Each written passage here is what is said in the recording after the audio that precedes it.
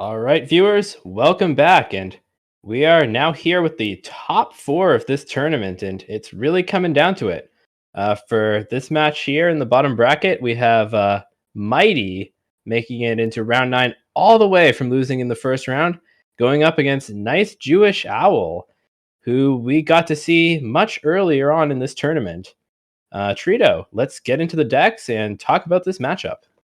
Yeah, so we have Nice Jewish Owl, as recap, bringing the Curse Warlock, the Quest Hunter, the Hero Paying Mage, and the Control Warrior, while Mighty brought Naga Priest, Bell Demon Hunter, uh, Boat Thief Rogue, and uh, this is just Big Beast Hunter. I always get thrown off with like Trog and Click Clocker and Canine Tron, and I'm like, is this face? But no, it is just um it is just Big Beast Hunter.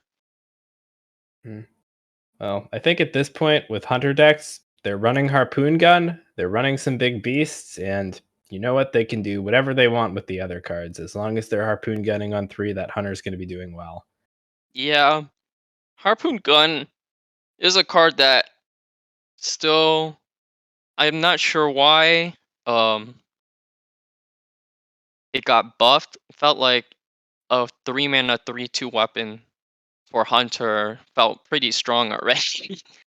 But I agree completely, and I was having this debate with Nice Jewish Owl actually yesterday, and maybe that's why one of those Harpoon Guns found its way into the Quest Hunter. Just every list is playing it, and it's a I think Harpoon Gun was run in Quest Hunter even pre-buff pre-up. too. It Yeah, was. so But breaking down this matchup, though, I think that Nice Jewish Owl is queuing into the sort of lineup he wants to see.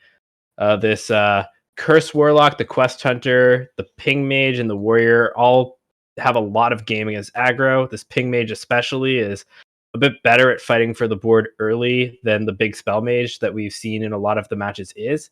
That being said, Nice Jewish Owl probably isn't excited to see the person piloting these aggro decks is Mighty, who is, of course, one of the best Hearthstone players on the planet, at least by tournament success. And, you know, it's not impossible for Mighty to pilot these aggro decks well and beat their counters, as he's been showing us in his run all night.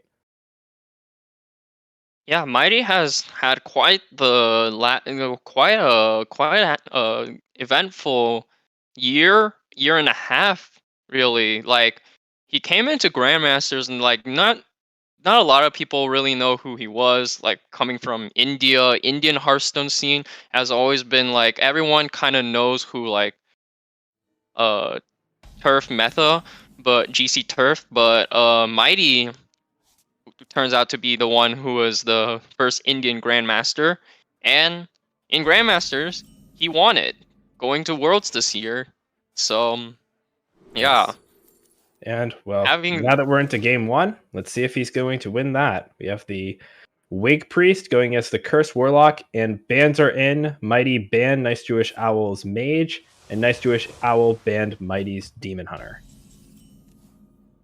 So looking at this state, it seems like Mighty is going to be able to get the Wig Chain started pretty early on turn 3, and Nice Jewish Owl is just tapping and assembling resources to try to fight back for this board.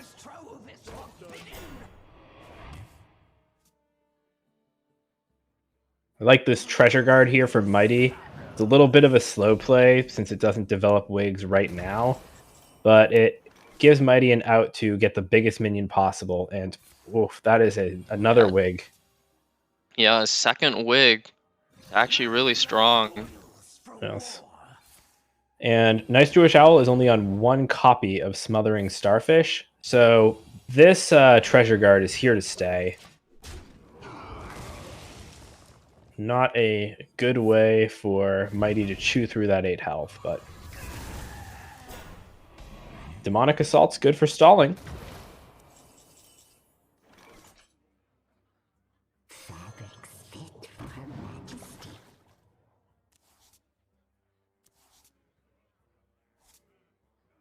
Handmaiden draws a few cards, and we'll see if Mighty can eventually work his way into a Radiant Elemental or Bless to start to put on more pressure.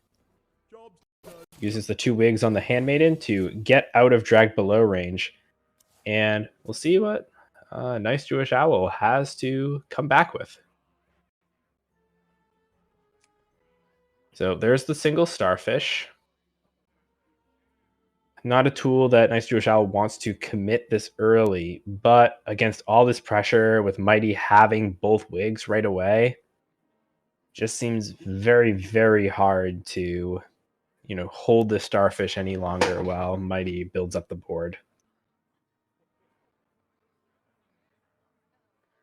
So I think for Mighty, the plan is obvious. Just use the wigs every turn to build as many stats as you can. But Trido, for Nice Jewish Owl, do you see a way out of this for the Curse Warlock?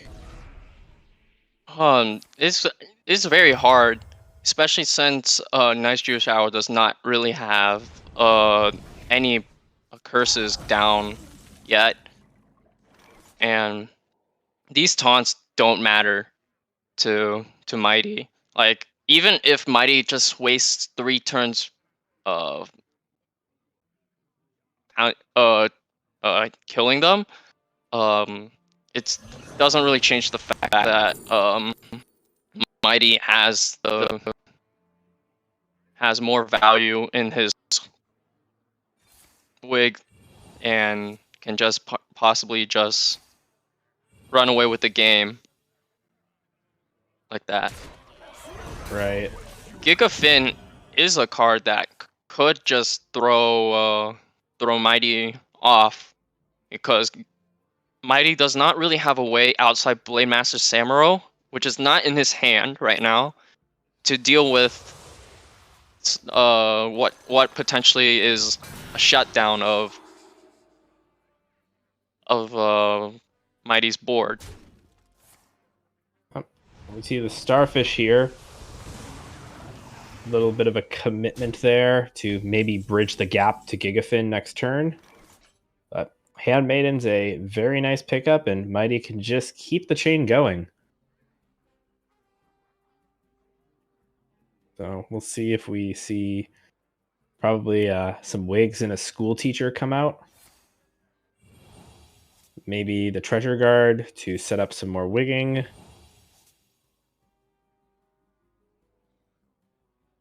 think both of those have merit.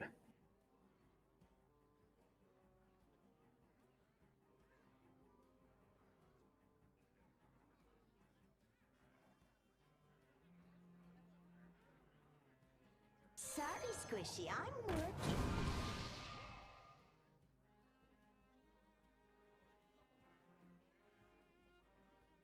That one slid off track.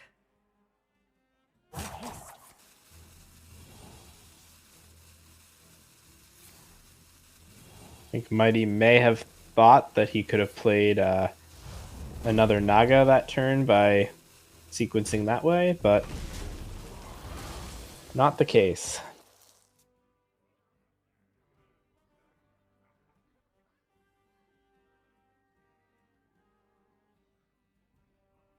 Now we might be seeing the Abyssal Wave come from Nice Jewish Owl, but difficult to say if maybe there's another line. I don't think I like the Branzola play here. That's a little bit greedy. I think you kind of have to play it and just pray that Mighty does not have Bless, because currently there's really no great way. Okay, Abyssal Wave is also great because it adds 1 more card in hand, so I think, yeah, never mind, Handmaiden will not burn a card, I don't think. Right, but it does burn the wig recharge, which isn't that big of a deal. And there's the Radiant. And still no Bless. So I think Nice Jewish Owl will live another day. Yeah. Going into that turn 8 Gigafin for sure. Yes, and Mighty might just want to take things slow and play a school teacher to try to look for an answer to the Gigafin, maybe find a Shadow Word Death or something like that to remove the 7/4 part of the Colossal. But there are a lot of different ways to approach this. So we will see the school teacher play. And while there's no Shadow Word Death, Devouring Plague, not bad. Devour is amazing if you're looking to build up more stats on one minion to bless. And Shard of the Naru can get through the taunts at the expense of the board, so Mighty opts for the Shard, but all of those cards were useful, just not the Shadow Word Death that he was probably hoping for.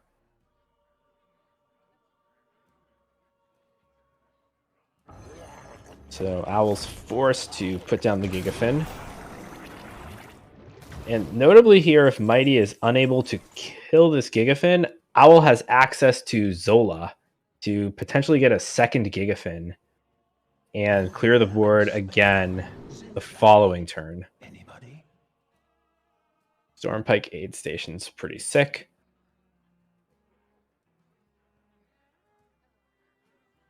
Card invalidates most of the damage-based removal that the Warlock has access to. And we'll see if Mighty chose it. For now, though, it's Radiant time.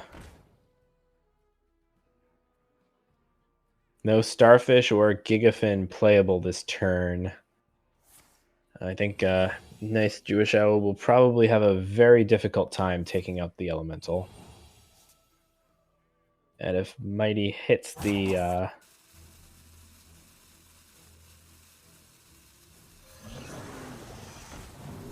Princess, or the Valish was there, then there might have been a shot to keep this turn going, but no Valish found. Just a Stormpike Aid Station.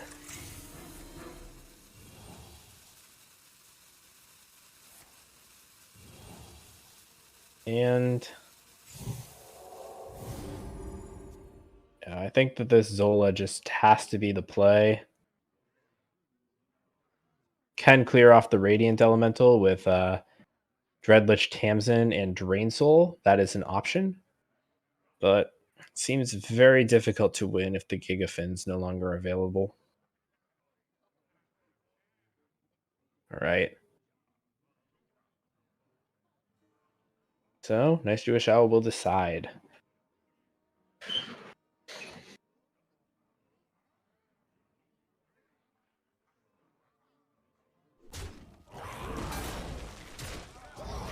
And Gigafin is sent in, and Brand Dreadlich Tamsin actually will get the clear.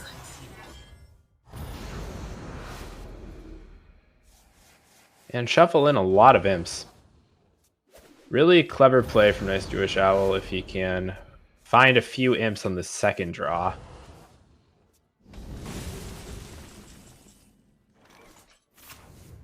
Overdrawing that Abyssal Wave's a bit painful. Mighty now has free reign to go for the board, although he is sure to expect that Nice Jewish Owl has the entitled customer ready. And hey, more wigs.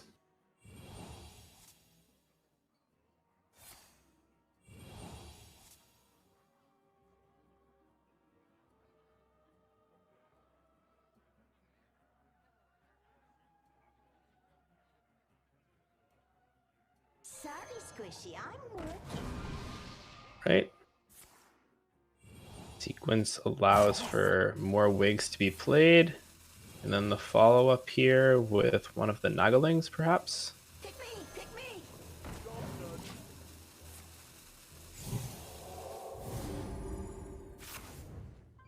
And there's not really a way for Nice Jewish Owl to approach this 915. Oh, I was just muted this entire time. I don't know why. Well, good to have you back at least. I don't remember pressing the mute button. I was just Well, talking to no one. It happens to the best of us, and well, we're lucky it hasn't happened more tonight, honestly. But what do you think from here? Do you... So Mighty was able to just reload the board despite getting Giga Finned. And yeah, Nice Jewish Owl was I don't think Nice Jewish Owl was able to Zola the Giga Finn, which is probably like the best Zola target in this particular matchup. So without this, I think Mighty can probably just win this game because he has the pressure for sure, and so Nice Jewish Arrow has to react to that pressure and won't be able to play curses because of this. Right. Although Mighty still has not found the bless, but we'll see if he needs it.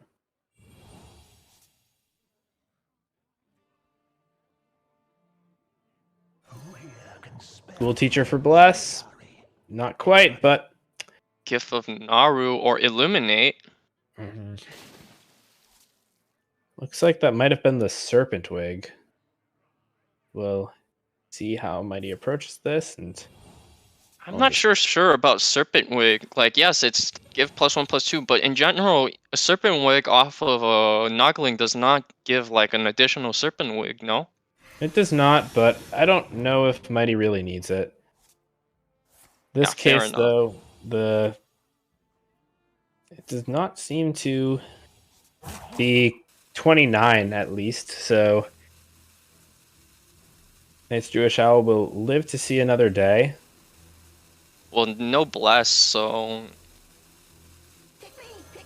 Oh, take away has the heal. decided to take the heal, remove 5 damage off board. And that is an extra thick school teacher. 39 health, I think, is the most HP I've ever seen on one of those. I'll make it 41. That's a dragged below. Now, there's no possible lethal setup, is there? There's no way for a Nice Jewish Owl to put out enough curses to actually kill Mighty here, right?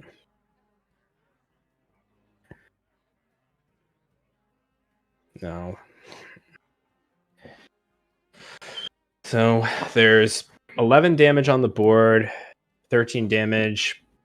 Would need... it's just not enough. So let's see if there's a clear, or at least a way to stall out the 1741. The Shard of the Naru used. Maybe there's a way.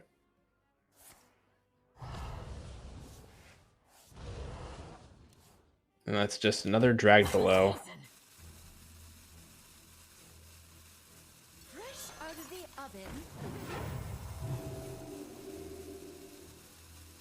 Both spice bread bakers.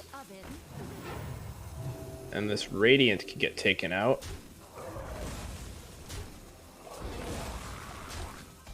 All right. No bless again. But does that really, like, let's see. Well, the problem is these wigs cost mana. Yeah. Oh, never mind. That's it. This is so lethal. Now it's over.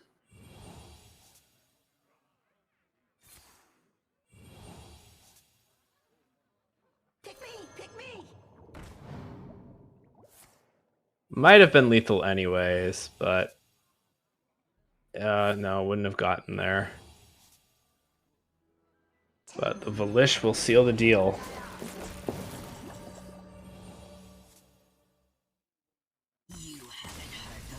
Yeah, Mighty just realized.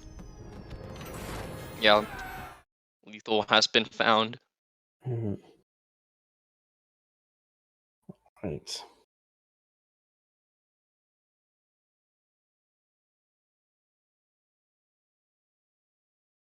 So going into game 2, the Naga Priest got through, which I think was probably Mighty's best deck into Nice Jewish Owl's lineup.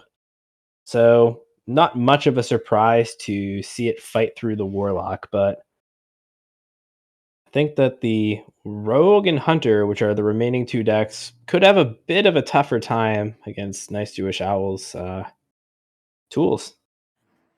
So we have Curse Warlock and the Big Beast Hunter. Incredible hand for Mighty, and pretty solid for Nice Jewish Owl. I think you're probably not the most interested in the brand, but those other cards seem fine. Mighty, though, can do some pretty disgusting things with the Sharon Saber and Pet Collector, and I don't know if the Curse Warlock is able to get through that, but Mighty sends them back, just going for the most early game pressure possible.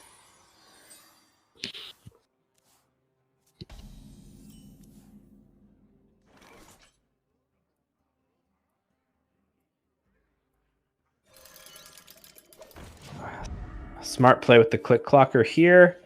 I think that Dragonrider observed this when we were casting earlier, but the Click Clocker is very resilient to the early removal and can be a good hit for Doggy Biscuit.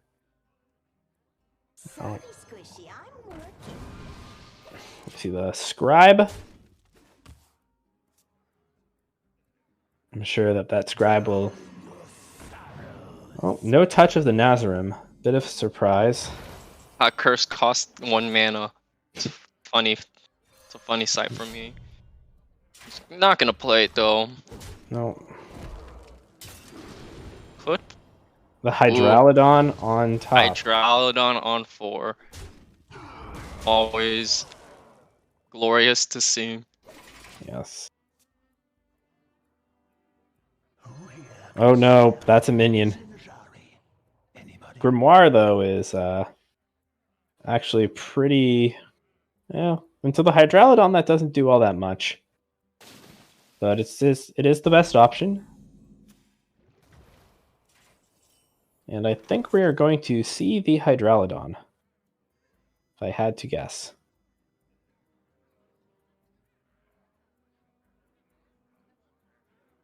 Since the Warlock doesn't really have a full set of clears available until turn 6. Oh, coin. Yep, I like this play here from Mighty. Just putting the most damage possible on the board before the clears can start. And don't think we see the second Harpoon hit. So we can clear this off, but Nice Jewish Owl can only do so much. He's only able to take care of that and removes one of the heads instead of the Naga, probably to maybe interfere with Revive Pet, but even that's not particularly relevant. So in this case, is it lethal? We've got 9 damage out of hand, essentially, or Mighty has 9 out of hand, and it won't be enough to finish the game, but Mighty will be able to set Nice Jewish Owl to 7 or even 5 if he chooses to. Oh.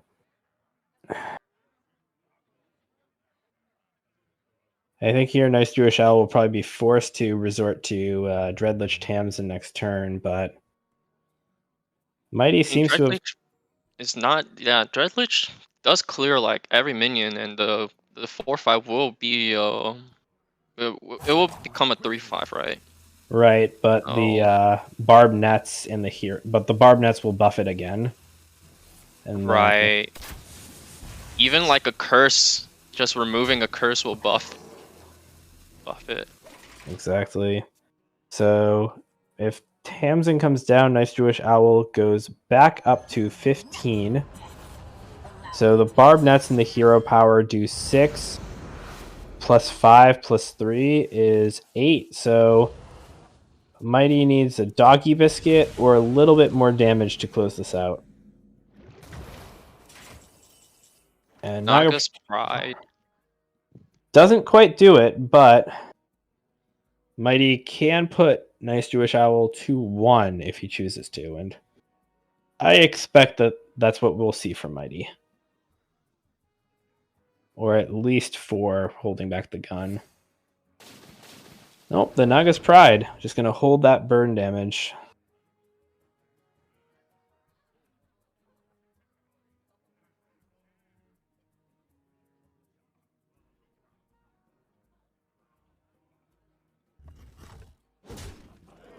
Poon Gun goes in. And, oh, every one of those draws is dead. Click Clocker is probably the best of those, and Mighty takes it, but...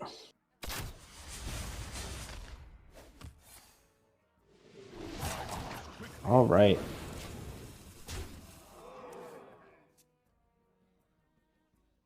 Doesn't look like that much healing. Stand there, destroy them. Yeah, this Mistress of Mixtures could try Grimoire. to... Oh, Grimoire. That's actually huge. And just like that, the game is still going. Still some hope. Yes, and I think now need to play this Tavish and hope your minions can punch through, but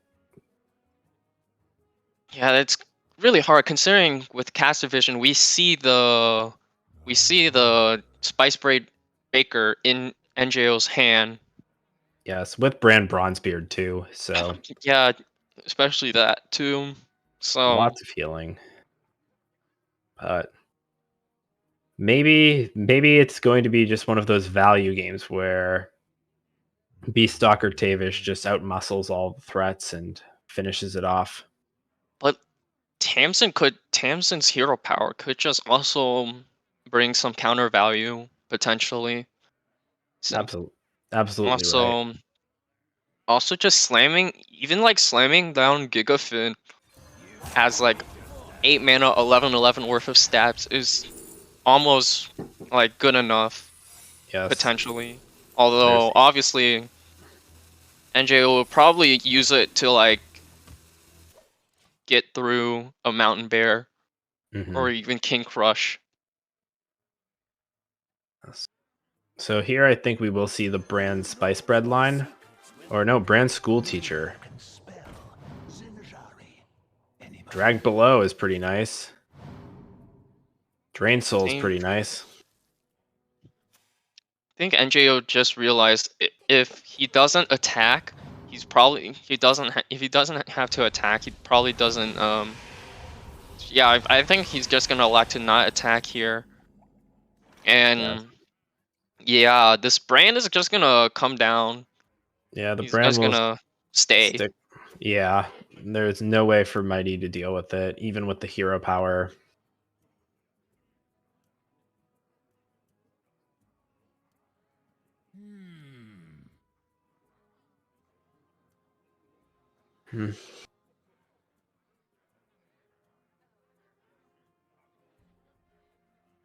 Not easy to find a way out of this situation, but not a lot of choices either for Mighty. I'm curious what he's thinking about here with this line. To the Leok.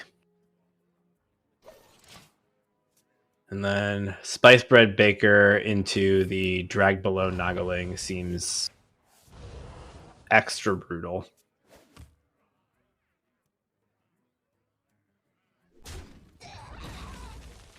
Making some board space.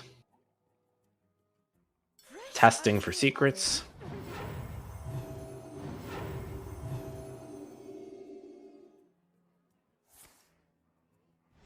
And test for Ice Trap. Gonna be imprisoned maneuvers. Yep.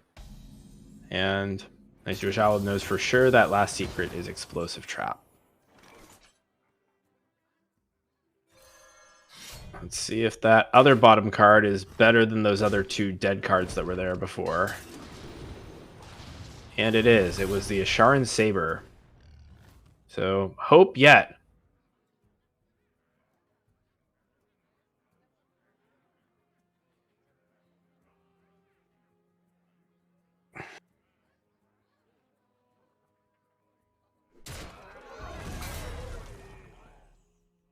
still has no way of killing Brain.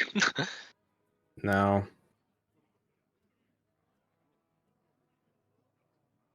Question though is Mighty willing to take this barb nets or develop further onto the board? Difficult call. What are you waiting for?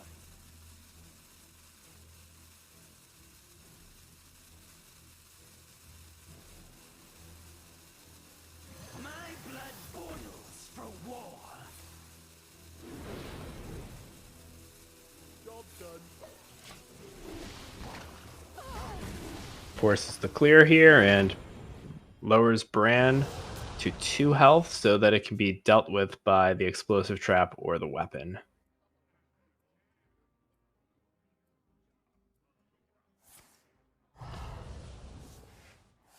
Nice Jewish Owl starts with a tap. Get more options.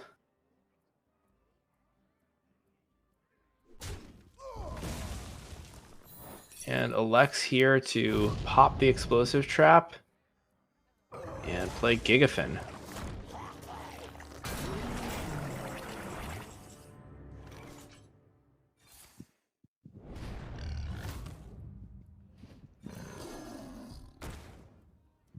So here, Mighty can choose to put the Sunken Saber on top.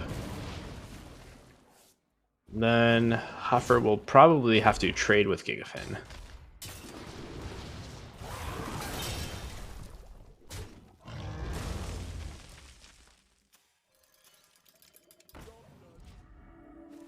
Yep.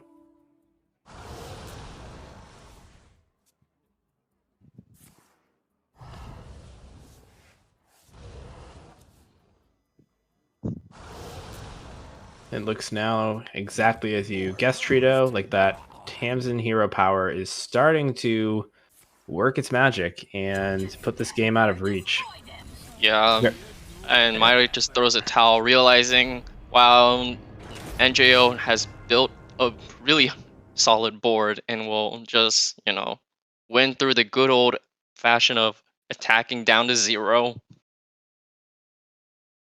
Yes, indeed. And I think it's pretty funny, too, how once again the Demonic Assault is pulling that extra weight because it stops the Sunken Saber from triggering its own death rattle. Just beautiful, beautiful outcome. And tied up at 1, Warlock and Priest have scored their wins.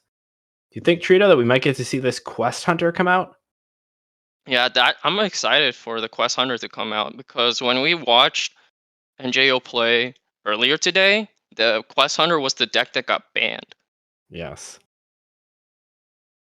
Unfortunately, we will just see NJO play on his pocket deck, Careful. The cold the is Warrior. coming. And this is such a good matchup for the Warrior, too.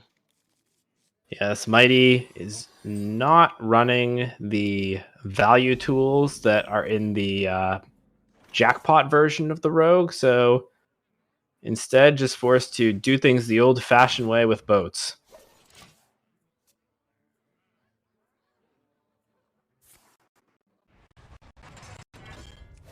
In typical Warrior fashion, nice Jewish Owl, armor passes, and oof, the Gone Fishing is huge. Can represent a lot more early damage from that boat.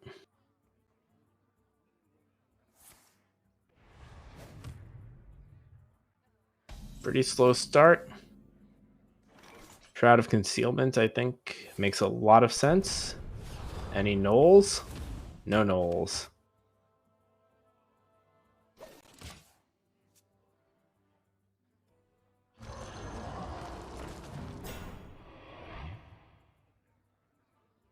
Interesting choice. Kazakusan for armor. Instead, no, goes for the Amalgam of the Deep. And I think now we're going to see some boating occur. Mighty may save that sunken vessel for Mr. Smite later, just to make Nice Jewish Owl's clears a little bit less efficient. Oh, another Lava Gorger. Very, very good outcome there. And, Yeah, one thing I noticed is about you know, I mentioned earlier that Nice Shootout does not play from the depths. And I'm not really here to debate if that's right or wrong, but that one upside to not running from the depths is the lava gorger just usually gains the armor. right. Whereas when you play from the depths on 3 into lava gorger on 4, the armor game is not as significant. Definitely. It's just more to get your discounted cards instead of gaining armor, but for Nice Jewish Owl's deck, the armor seems like part of the primary plan. Very miserable Tooth of Nefarian choices for Mighty. All of them very low impact and keen reflexes. Looks like the one that we've seen. And the minions go face.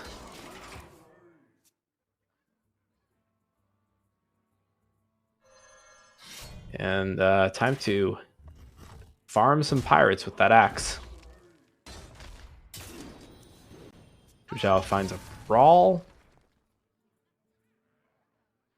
Oh, with this, all this armor gain available, I think we see a hero power or the frozen buckler just for a little bit of tempo, and it is the tempo buckler.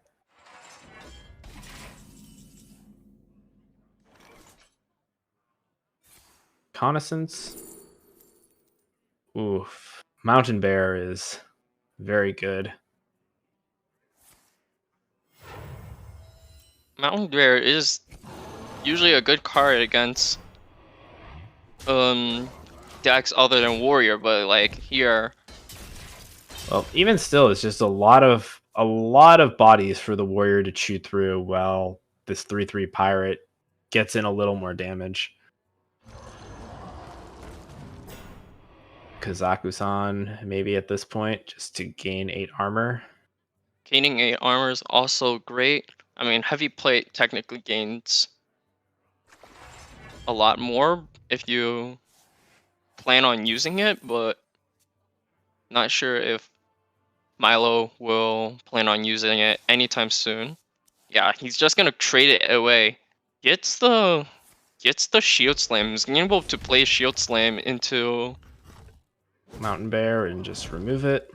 yeah. And Draws. another Outrider's Axe. So this looks like a Krakatoa turn if I've ever seen one.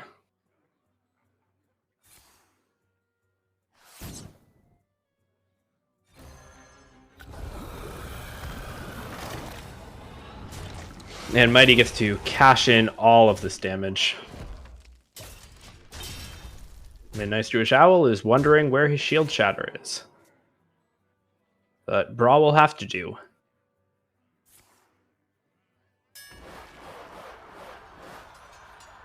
Right?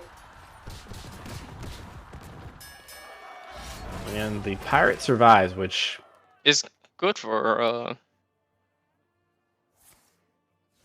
gonna elect to use the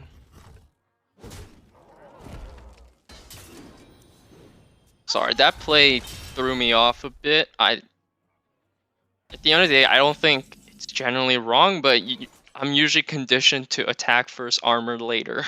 So, right, and even in that situation, I think that logic still holds. So, not sure why Nice Jewish Owl ordered it that way. Maybe we'll find out later. But I for mean, now, there isn't that many cards, warrior cards nowadays. That's like, if you're under like 15 health, do this.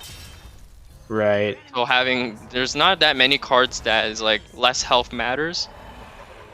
But there are cards that value the armor. So Yeah, for sure. Like like Shield Slam and the Shatter. And Shatter. maybe Nice Jewish Owl was assuming that Mighty would remove all of the armor, which would make doing it that way a little bit better. But yeah, that's the only thing I can think of. that could be the argument. Soon these wicked stabs in Mighty's hand will get to 6. Well, And, there it is.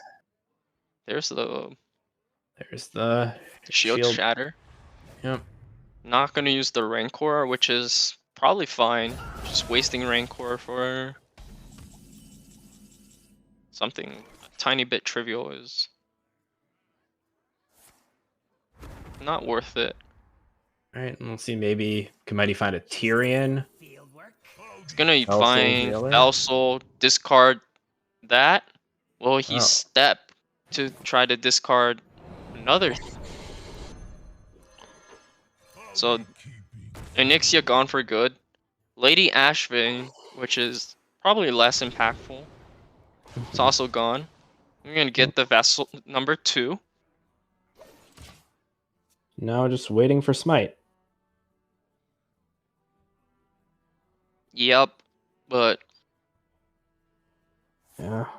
Owl can just So the question is, do we see both Drakes? No, they see the Tempo Outrider's Axe instead of the second Drake. And Lady Ashvane can actually buff that next turn. So still ways to go, but Mighty finds Mr. Smite.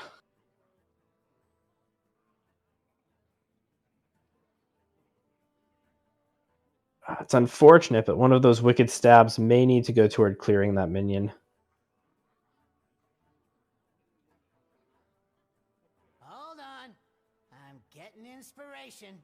I'm guessing here that we'll see probably a wicked stab alongside the Asharan vessel. Might make sense here. Or just the vessel and a pass. Based on the mouse overs, Mighty was doing some math there. Up in second Ranker. double Rancor. Will just gain 4 armor.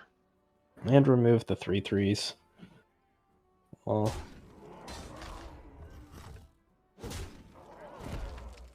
Rokara, I though, like is... to play Rokara, which No force on Azeroth. I like Rokara. Gaining all... Rogue gaining does not heal, so they are on like a 2-turn timer, or no, not 2-turn timer, more than 2-turn timer. Yeah, it's Whatever. a 3-turn timer at this rate. So... I mean, Lady Ashvane makes the weapon a 6/3. mhm. It is 3-turn timer. Right. See, then Mighty can find an answer. I think has to maybe start with this trade.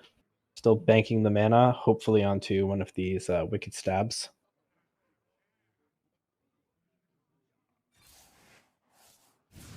And there's Wildpaw Knoll, which I think is exactly the card, one of the cards you want to see. Looking at Mighty's deck list, there's really nothing else except for Edwin that might be better. Edwin and Tooth of Nefarian. Edwin drawing a bunch of cards and hopefully it lands is probably one of the more realistic outs.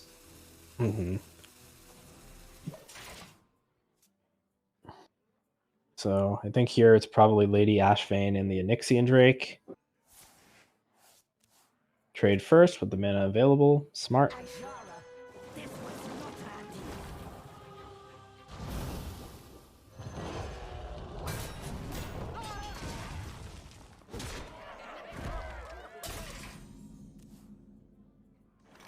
Tooth of Nefarian, but no way to activate it. At least not that I can spot.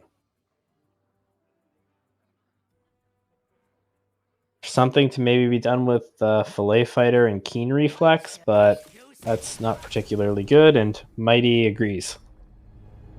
Yeah, and Andrigo will move up to a 2-1 scoreline. We will finally get to see the Quest Hunter. Yes. Let's go. I think Quest Hunter is pretty good into... I don't know. It's pretty good into Boar Priest, I would imagine, because Quest Hunter really gets online on turn 6 still, right?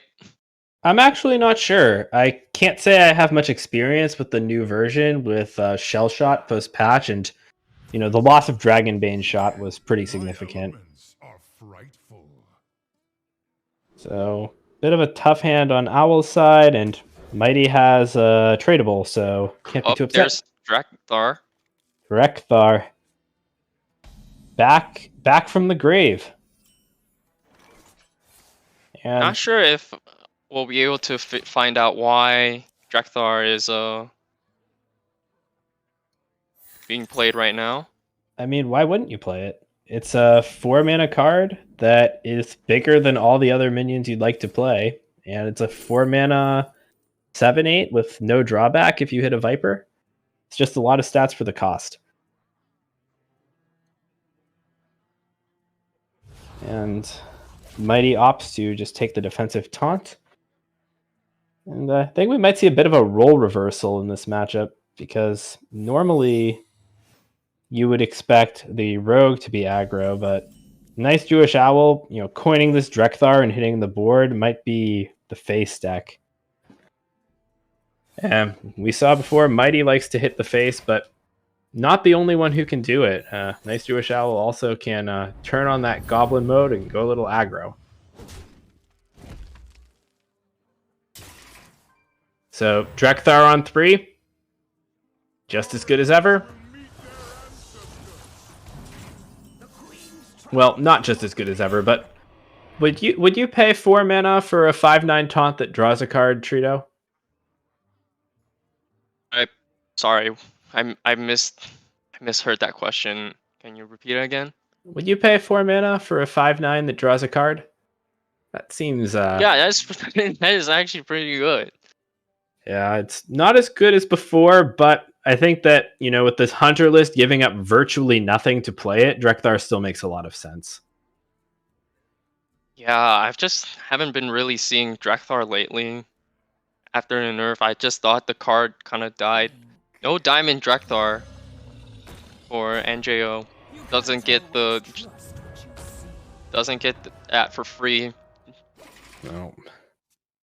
Up now, Urchin I'm a Spine bit salty Shell about Shot. that still, by the way. Bit of a tangent. Right, so could see the Urchin Spine too paired with the Shell Shot, but as Jewish Owl will opt instead to trade the Viper for a Viper. And cleans up the board pretty easily. Important hit was the 3 damage onto the Kodo.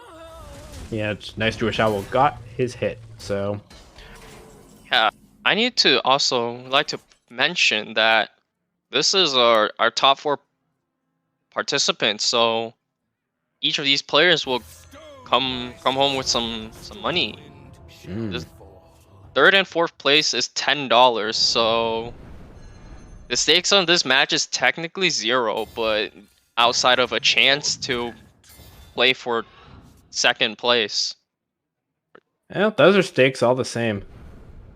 All right, and Mighty is going to preparation here to get a tooth off and draw a card. And Mighty finally takes the board. Yeah. Ooh, and has Moonlit Guidance. Moonlit Guidance. Moonlit Guidance could just get like Sunken Vessel. Sunken Vessel, and that would be actually cool. No, that would go to hand. The first one would go to hand. The second one would be drawn. Right, which would play it. So you get 4 3/3 stealth for 7. So not the worst, but kind of like having another Gone Fishing. And you'd still draw another card out of that as well. But there's also this humongous Edwin coming down, and we'll see if Mighty is going to respect the Urchin Spines on Nice Jewish Owl's side.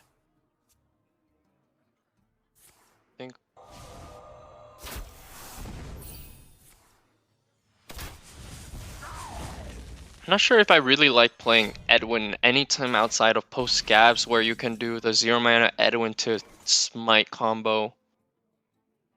But Well, maybe that might be too late in the game. Right. Although this one has sort of stalled out. It's been a bit unusual for, you know, a rogue quest hunter game. But the Yeah. Asharan Vessel is really hard to deal with without Shell Shot. And we haven't mentioned it, but Nice Jewish Owl is going to be able to set up the 0-mana Beastalker Tavish hero power. Which, I think that's the better hero power in this matchup, right? yes, but we see this Edwin just come out. Well, Urchin Shot is just gonna come down, Well, maybe. not necessarily, because then you have to give up the Tavish power. Yeah, And- that would be awkward. I can't really rely on the correct order of secrets being explosive into freezing either. Right. So Mighty will spend the Moonlit Guidance, take a preparation maybe? Can't really do much with that. Tooth of Nefarian. Okay. The damage is pushed. And there's the quick shot, so there's the pairing for the Urchin Spines, but Nice Jewish Owl says instead that he will just find the freezing trap. Easy game. Not sure why. I mean, yeah, I'm not sure why he decided. Oh, because he could just kill the 3-1 with the candle shot. So explosive trap is pretty somewhat useless in this situation. Right. Mighty's got the hard read though. Mr. Smite Gonna just comes out. use Mr. Smite. Mr. Smite is gonna take the freezing. Unfortunately, that will make it go up to 11 mana. Yes. So it's gone, effectively but useless in this game. But it did its 14 job. damage. 14 damage is 14 damage. Yes. But now that Urchin Spines is pretty powerful.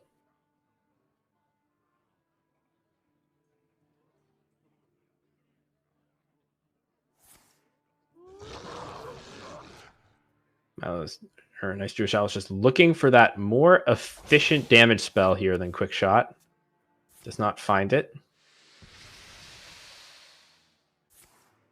And here come the beasts.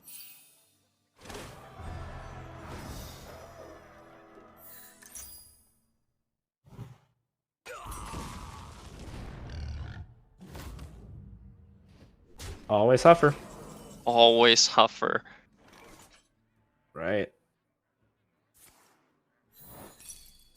Preparation takes the ice trap. Let me see the Shroud, Knoll, and Krakatoa. Noel can deal with the Huffer, but that kind of leaves Piercing, but Shadow Step is right there, and I think Mighty will probably go with that. If I had to guess. Yeah.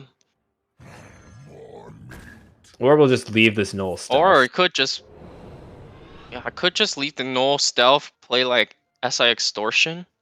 Well, play the boat. Just you have 9 stealth damage, and any sort of burn off the top would end the game. And Mighty has multiple tradables. I think that line actually seems really great. Just go for boat and pass the turn. That's pretty sick.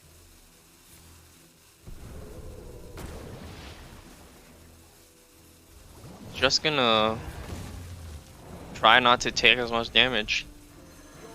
This is completely fine too. Oh, Yeah. but it actually plays out the Knoll. I think with all the tradables, that one's tricky.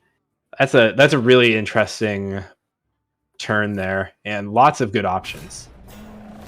Oh, 4/4 is Misha is a good one in this situation, I believe. But it does unfortunately play right into Krakatoa.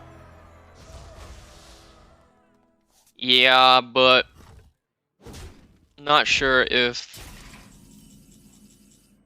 Gone fishing. NJO really cares. Probably still does. Oh, with Gone Fishing can just look for The Sunken Vessel. Also, a thought that Mr. Connie.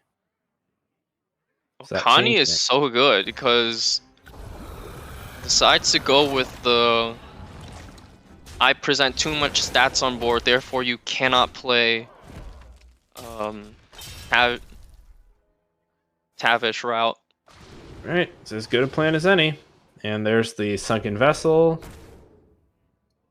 And could see the preparation here into the reconnaissance. Might be something useful.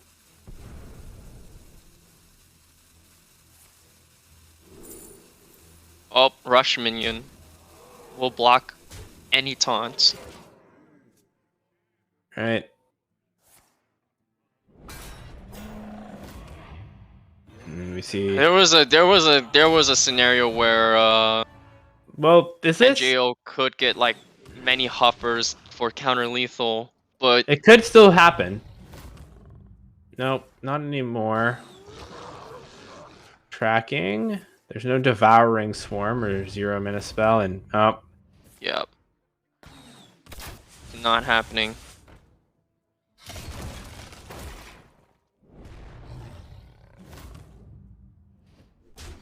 It's still lethal on board, so it's gonna throw down the towel for this game.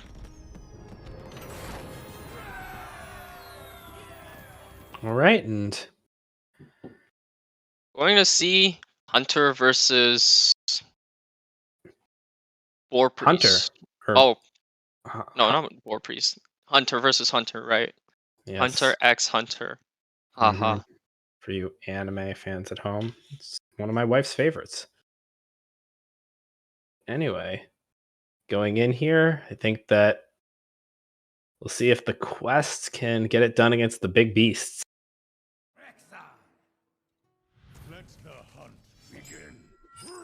Trog on 1. Trog on 1. But Angio could just arcane shot it. Right. Keeps the arcane shot for this exact reason. Not necessary for the exact reason, but yeah, just a minor convenience.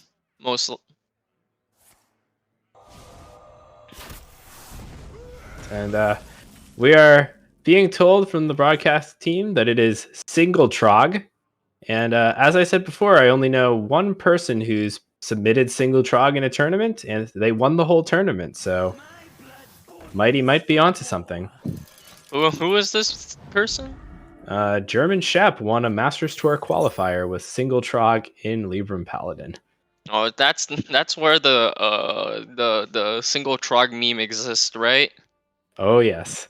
The one where it's like, why run 2 Trogs? Because by the time you play the first Trog, your board will be so full that the second one will be useless or something like that. Yes, well, I think in this case, Mighty may want another, but for now, settling for a 3 mana 6/6 will just have to do. And like for a 3 mana 6/6. Nice Jewish Owl is a bit on the ropes, still has a few spells in hand. I'm gonna coin out for Aim shot. Yeah, this aim shot about to be like 0 mana 6 damage if there's Biscuit, which the revive pet is not dead. It can get a 2/2. So not what you want, but it is an option. Mighty just selects to hero power. And Candle Shot's a nice pickup. So with this 0 mana hero power, where's it going? It's going face, always. No question. Oh, Milo is the aggro. Nice Jewish Owl doing the thing. But so far, Mighty is winning the race. Although King Crush is a little slow.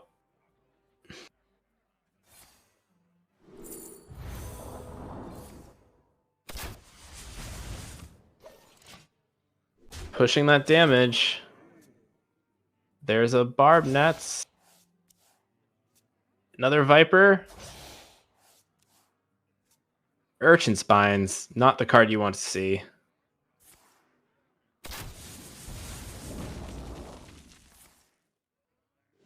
Well, NGO is one turn away from quest completion, or one spell away from quest completion. Yep. There's another Murkwater Scribe for another discount. But gotta keep an eye on this King Crush Lethal. Yeah, for sure. All Oh, right. there's Quest reward. But no way to cycle through the deck. No card draw. It's going to really come down to the wire. yeah, this. I think both players are kind of out of gas, but Mighty has the huge. Oh, it's finisher. another Lionfish. I think if you're Mighty, you hate to do it, but Just have to hero power. At some point, do you? I think he's probably gonna have to play. well, I think you're just happy to play Tavish here and start Yeah, hitting. I can now place the barb nets. Right. It does set up lethal though, unless Nice Jewish Owl can find his own. And Ooh, that is also. I don't think that draw is actually relevant at all. No, of course it's. I mean, I wonder if. I think Tavish- Mountain Bear was about the only Mountain Bear and Tavish. I think were about the only draws that could really change that. So, let's see. Is it enough? Shell shots are dead. Oh my It's gosh. not lethal. Mighty wins. Mighty won this game due to unfortunate draws from. Oh no. That is Heartbreaking loss. wow. Doesn't need to play the King Crush. No, the harpoon gun and hero power was enough, and Mighty is advancing. Yeah, unfortunately, Quest Hunter did not do as well on stream as we would have liked. Yeah. Also, yeah, so this is actually like NJO's first like quote unquote legit loss because I think he missed his winners match. But yeah, still a good tournament run for Ace Jewish Hour, but now we gotta move on. And so I will be stepping out while Dragonrider will come back after this break. All right, everyone, welcome back. We are here at the lower bracket finals, and only 3 players remain. The 2 that we're going to see are Matthias Elite, and of course, coming off his last win, Mighty. So, another series. The world's competitor Mighty still alive in this tournament, but maybe Matthias Elite can put the brakes on his run. I feel like I'm gonna sound like a broken record saying this, but Matthias Elite has a controlling lineup, but even though Mighty doesn't have the best answer to it, he's just been winning all night, so maybe I don't quite have this right. Dragonrider, let's get into the decks. Yeah, we've seen quite a bit of Mighty already, bringing that aggressive lineup, but we haven't seen any of Matthias play yet. So these are going to be some kind of, I want to say new decks, but also decks that we've seen before. But bringing in the Holy Paladin, which actually is banned. We have the kind of control Murloc Shaman, a warrior. Another control warrior. We've seen that do pretty well for a Nice Jewish Owl in that top 4, but we're going to see it here. And then another rogue. This is more just like the tempo version of rogue, not the jackpot version. And then on Mighty's side, the decks we know and love. We have the Naga Wig Priest, the Fell Demon Hunter, and the Boat Rogue. I think exactly the same deck list as Matthias Elites. and Mighty's Beast Hunter is banned. So, like, one thing to note though is that Matthias Elite's Control Warrior is a bit different from Nice Jewish Owl's lists. The nerfed cards are not cut; they're still very present here. We have From the Depths, Bran Bronzebeard School Teacher package still present in the deck, along with Sir Finley Sea Guide. So we'll see if those From the Depths high rules are just as exciting coming a turn later. Yeah. And I'm very intrigued that this hunter got banned. It's Yeah, it's ugh. We've talked about it, and it's like hunter is a good deck. It's popular, it's being played, but it doesn't feel like a deck that would pull a ban. So I just find it very interesting, especially when we see Priest and Demon Hunter in the lineup as well. And I think even Rogue might have some arguments for being banned, but it's just very interesting. And speak of the devil, we see already that Mighty's Rogue and Matthias Elite's Control Warrior have gotten into it, and looks like Mighty's off to a pretty good start. We've seen a Knoll, we've seen this Okani, and the Mounted Raptor, which is not a card you usually see when Reconnaissance isn't around, but still, the Warrior is going through it and discovering some beast with this Amalgam of the Deep. I don't know about you, Dragonrider, but do you have any interest in maybe seeing a Nelly come down on turn 7? Well, maybe before the nerfs. I don't know how I feel about it after the nerfs. It just feels way too slow. There's still a lot of value that can be created with it, but it just still feels really slow. Right. Well, I think, though, in this matchup, when the Warrior just needs that extra push to threaten the Rogue's health, that Nelly could just be what they need. So we'll see if Matthias Elite can, find that, or maybe another beast that can give some value a little bit earlier and more immediately. Still working on getting Matthias's hand visible for everyone watching. But for now, just like Mighty, we are guessing here in the booth what there could be, and looks like it's going to be a Shield Shatter, if I had to guess. And wouldn't you know it, Matthias Elite does have the clear. So, Mighty, though, does not have much action left. Does have a way to draw those cards from the Asharan Vessel if a real minion is found eventually. Yeah. I find it also very interesting, this deck list, even though it is still kind of that Control Warrior that we have seen from Nice Jewish Owl as well in the broadcast, it is a little bit different.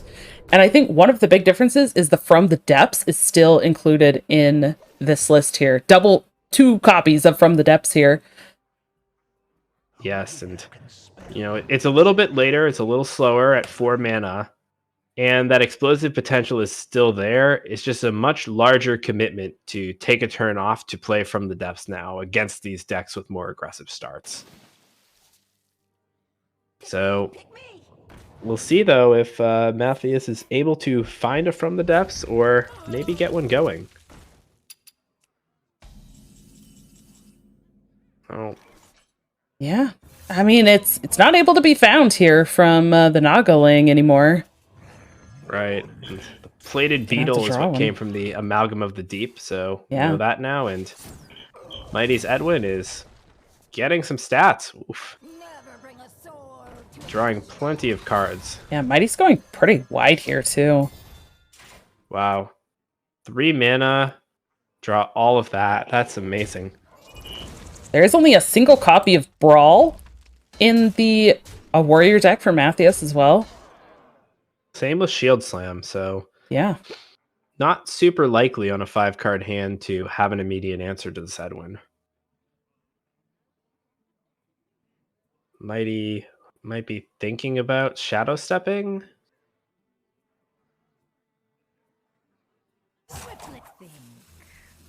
Saving the fillet fighter for Mr. Smite. Very smart. So we'll see now if Matthias has the answer. We also are in suspense, but Yeah. if there isn't a Shield Slammer Brawl there, maybe there's a way to Frozen Buckler into a Nixian Drake. That's also another potential out.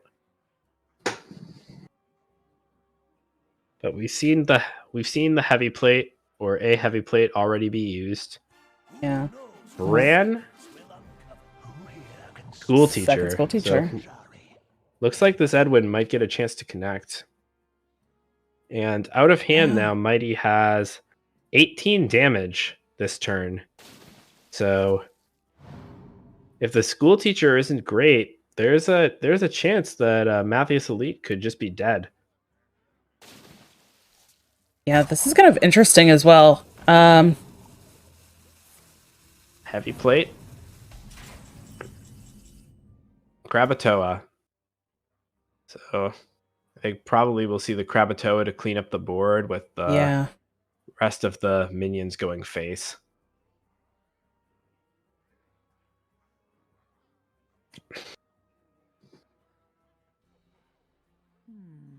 I wonder.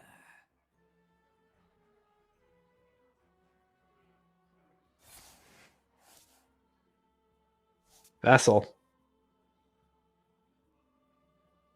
Maybe can just ignore this brand. Yeah. But I think Mighty will not do that. Yeah, I think with the potential of Galvangar, you might want to take it out. Yeah, and maybe more Nagalings that could be threatening. Make that more of a problem. But for now, Or the muteness. getting in this damage, yes. It's a lot of Muteness damage. It is, and if Mighty can make it to turn 10, then Mighty could potentially have, let's see, 15, 27 damage out of hand, assuming no disruption. So that's a lot, and I don't think that without a brawl here, Matthias Elite can survive this.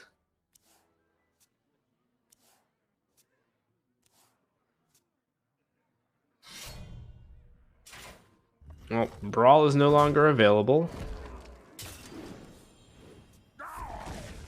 There's the single Forged in Flame as well. Be able to draw a little bit more. Right, I don't think there's an out anymore. That's it. Yeah. On board, too. Yeah. And apparently, Mighty can keep getting away with it. Yes. Yes, absolutely. There's no stopping Mighty at this point. I would not be surprised if we didn't just see Mighty come through and just take this whole thing down at this point. Who would have thought, though, coming in with the the aggressive lineup? Huh?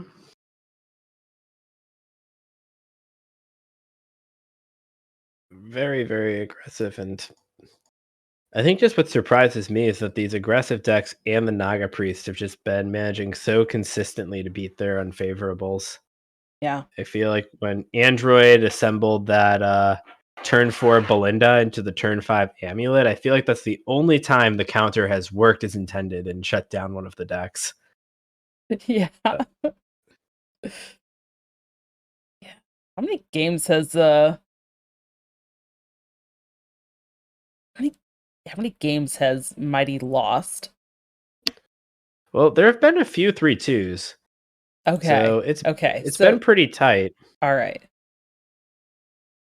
I think that sweep might have been one of the only ones that we happen to see. Give in to your anger. So 2 sweeps in a row, 3 in a row, but every Mighty series has either been a sweep or 3-2 in the losers bracket. So yeah, very, very close, and 3-2 loss in winners round 1. So Mighty's been toeing the line.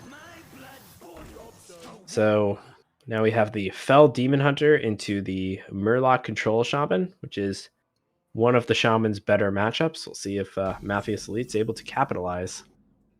Yeah, I mean, and unfortunately we still aren't able to see the cards here, but as long as it is actually the Shaman and not the Rogue, because that is a possibility.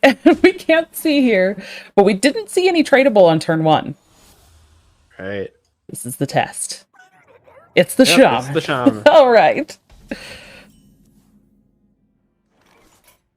So here, Mighty has picked up the Kurtrus, which is just an absolutely absurd card.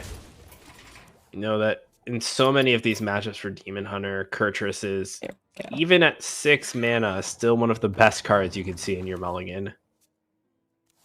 It's just astounding. And we can see the hand. There we go, yes. All right. Matthias can choose from selection of Murlocs there.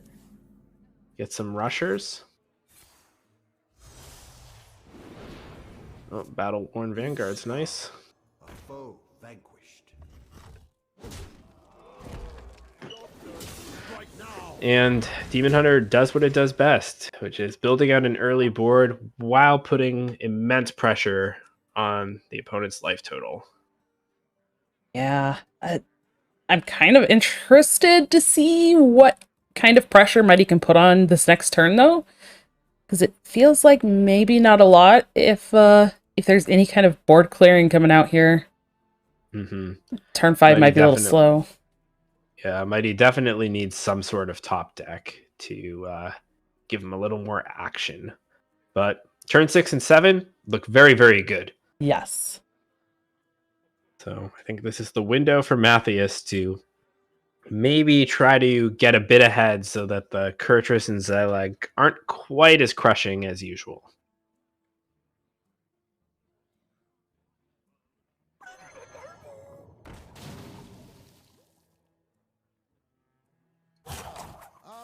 Really debating here on which Murloc's going to come down this turn. The Twin Fin could have helped clear a couple of these things, but that cookie does provide a lot of healing potential. Yes. Oh, well, I think that the problem of this turn has been solved. Yep. I don't know why I even doubted.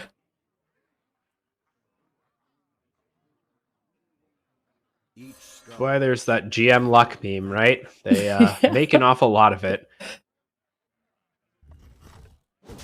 Yeah, I mean, to be fair as well, having the Kurtrus and the Xylag in hand already means that the likelihood of actually drawing something to play was much higher. Exactly. And putting the good cards in your deck in the first place certainly doesn't hurt. So looking on Matthias' side, there is a Command of Neptulon available, which seems like it might be one of the best options. Could also continue to develop Murlocs.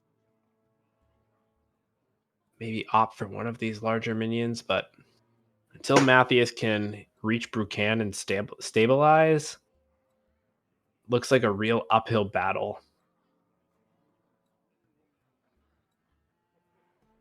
I think, well, Matthias is mousing the schooling, but the hand size is not a constraint. It can still get all 3 piranhas and clear off most of this board. Yeah. See the Command of Neptulon, though, which I think plays pretty well into the Kurtrus. So probably one of the best things that Matthias can do.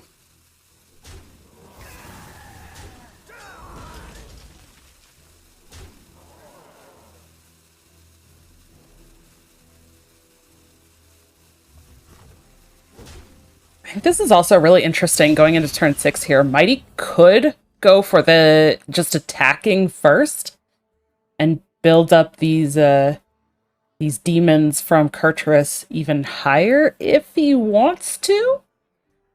It's possible. I think since they're trading, though, it's just a little unlikely for them to stick, but I guess there's no reason not to, right? there's no opportunity cost. The attack isn't going anywhere else after. Yeah. But, you know, with the caster vision especially, we can see that Mighty will not get much of a benefit from that extra point of attack. Yeah, I guess the only... Well, it might be relevant if Matthias attacks into it with this cookie weapon. Does take one more damage. That's Every point counts? Question true. mark? That is true. But we will probably see the schooling here. Yeah. Maybe, though, Matthias is stream sniping and will go for the mutinous play Oh, jeez. and see into the future. We sure hope But not. I don't think that's the case. We'll probably just see see the schooling. Oh, is this going to be... Okay. This is interesting as well. This goes even wider on the board than just playing the schooling on its own. It's a second Bolner. Yeah. That's very cool. I know I've seen this from Murloc Shaman, but this is actually really, really strong into Zillag. Ooh. The choice as well from Matthias to actually trade in one of those twin fins and keep the Piranha on board for the other Piranhas in hand. Very interesting choice. Yeah, I think it's the right one, though. Yeah. But I guess that the Dread Prison Glaive is sort of forced to go into the Piranha now. Let's see if the Zillag lasers are on point. Yeah. Well, one Bolner lives.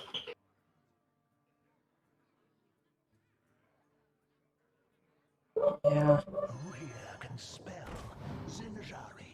And Brace and Cold might just have to be the option. Rockbiter also is healing. Yeah. We'll see if the second Nagaling's any better. It's kind of interesting because the Rockbiter, I think, provides essentially the same amount of healing, Well, but it the doesn't Bracing discount. Cold is Bracing Cold is 2 more, since it's 5 instead of 3, right? Well, right, but if Matthias puts it on his face, it still gets to attack for 5, so it still would be healing for 5. Right. But I guess then it's healing for 7, kind of. Tough to... Yeah. And it also doesn't discount, although there's really not any spells in hand that need discounting, so I guess doing it this way? Lightning Storm's a good one. Yeah. So many Nagalings. Perpetual Flame, so lots of overload.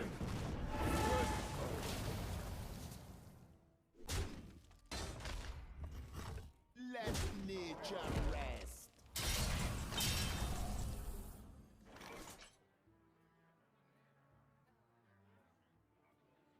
Nothing on board makes this hero power much worse right now. Mm-hmm.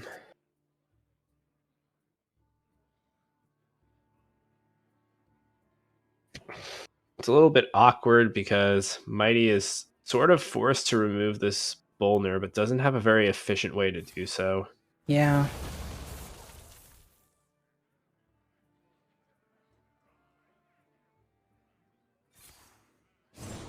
This is also kind of interesting as well. I'm not going for the Fury here, but going for the hero power instead to be able to get a little bit more value off of that glaive. Yeah. Clear off some of these Nagalings. And only 5 mana here for Matthias. Pick me! Oh boy. That is another set of piranhas. Yeah. This is so much value for Matthias. Right. And I think Mighty can no longer win from this position. Oh, no. I was going to say, can a top deck... Oh, going for it. Jace wouldn't have been a lethal there, would it? No. Yeah. Not with all of the small minions to absorb the Fell Barrage. But Yeah. Well, Lady Oh, Steno and a predation.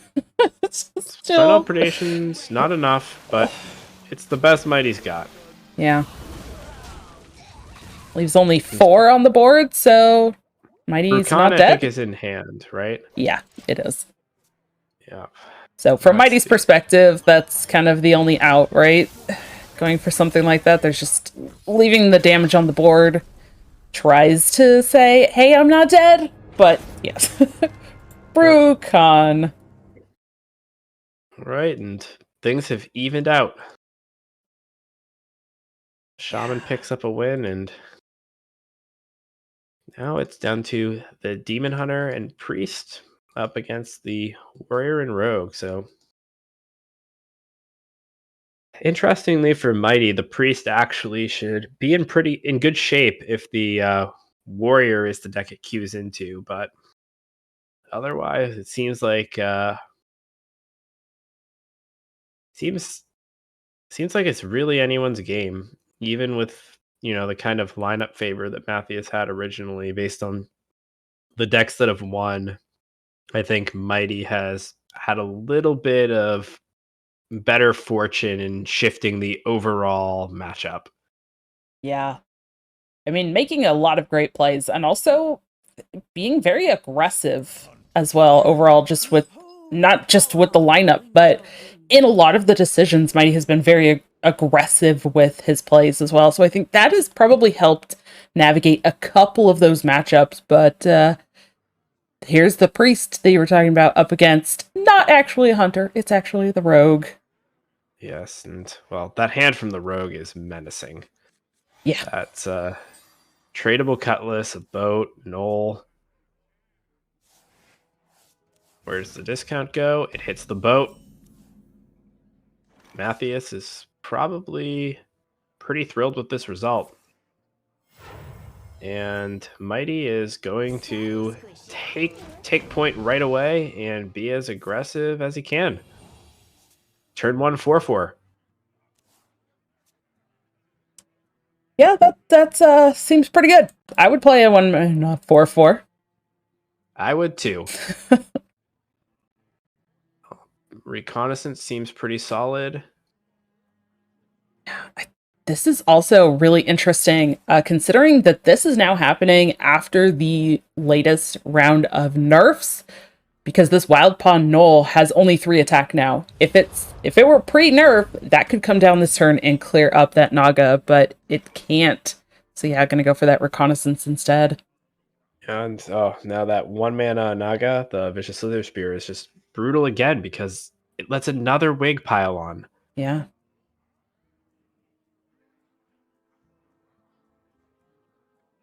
What is a loon's will?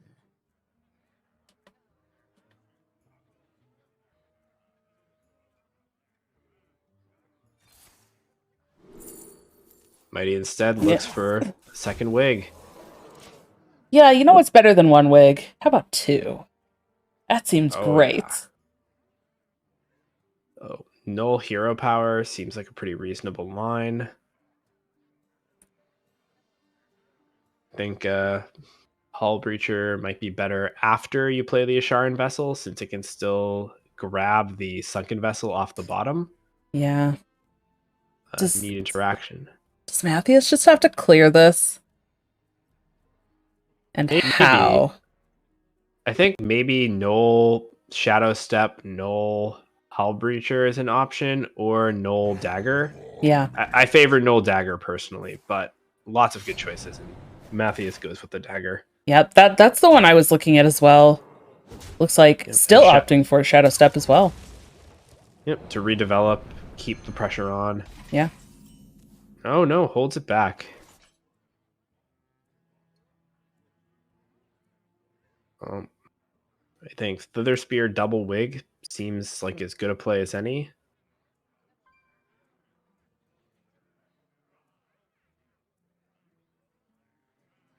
I wonder.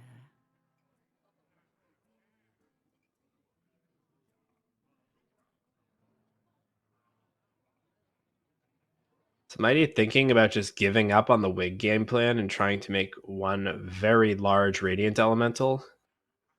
Maybe? Hmm. You could. There's also the option of just going for both. Or Right. just But going for the you could wigs, make a. split it up. Yep. Or just keep the Wigs and go all in on the Elemental. 7 health is pretty hard to deal with. Yeah. And if it sticks, it's very good for Mighty. But we do know here that Matthias does have a clear and can take out this Elemental. But would have to delay the boat. Yeah.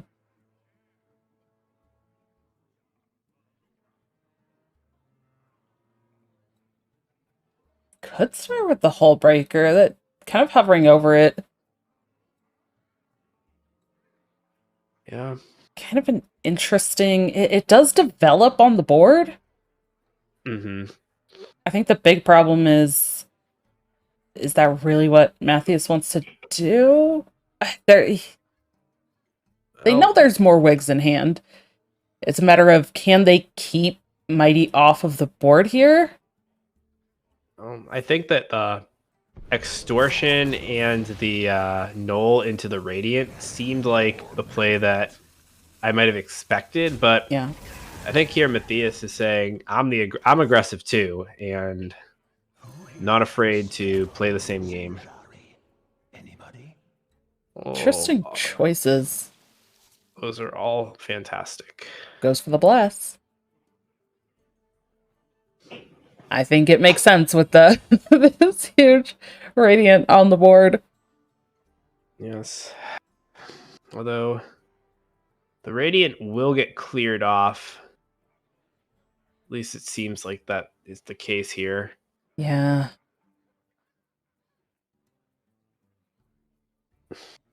Is there ever an argument for Mighty to actually trade the Radiant so that it plays around the Extortion?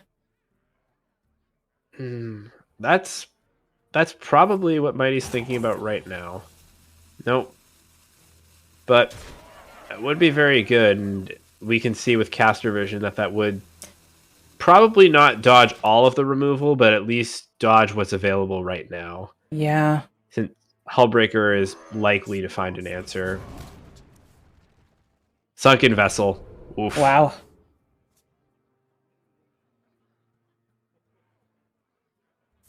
And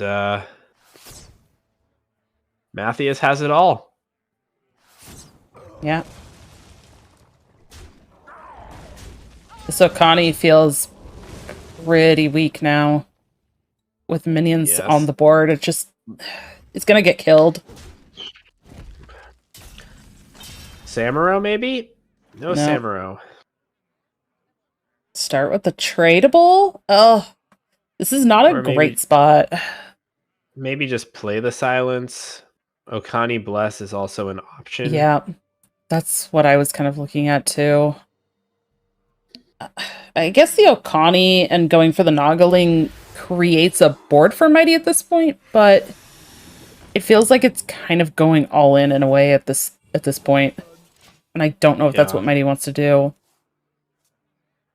I think this is a good middle ground, though. Yeah. Still present another must-kill threat, but no efficient way for Matthias to do that without just trading minions. Yeah. No. Speaking of minions, Matthew's just going to go ahead and get on the board with the minions here. Try to apply pressure, and it also creates minions on the board that if Mighty starts to develop, hopefully these minions are enough to contest the board. Yeah.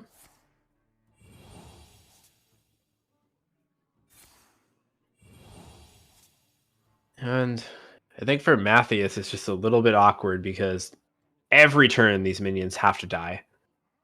You can't leave Mighty up with anything. Yeah. And we'll probably have to see Mr. Smite value trade. You don't see that very often. And it feels No. pretty bad usually when it does happen. I wonder. That it does. But Scabs to follow up isn't the worst. It's gonna be noggling and more wigs. I like the Queen's Guard and splitting stats. Yeah. That way you can make 2 minions that Mr. Smite can't value trade with and has to fully trade. So, might be the play.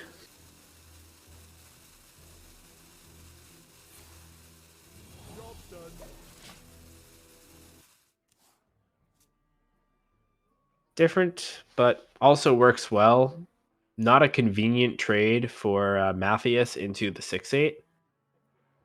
But Mr. Smite is kind of loopy here if it can just beat the 4/5 and then it stays on the board. Yeah. Mighty doesn't really have an answer to that.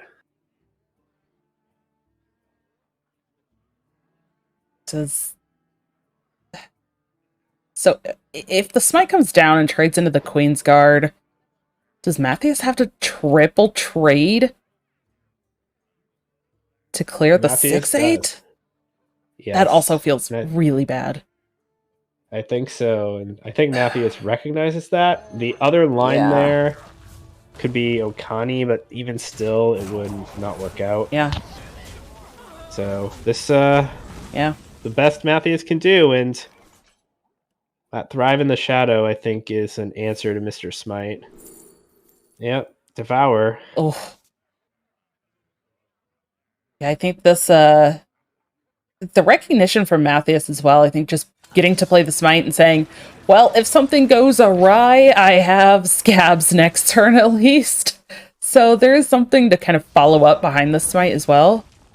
Yes, and Scabs is a pretty Mighty good answer. is completely out of gas at this point. Yeah.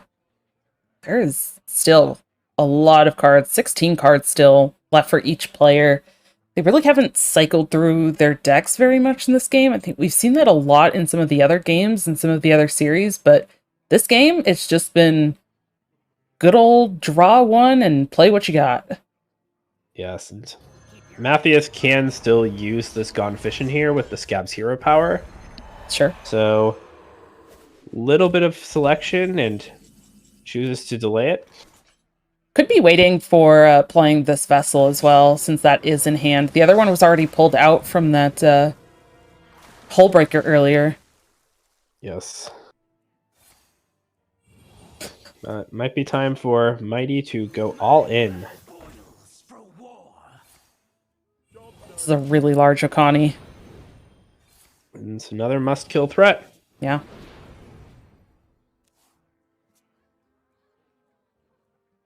That is going to counter the next minion as well. Yes.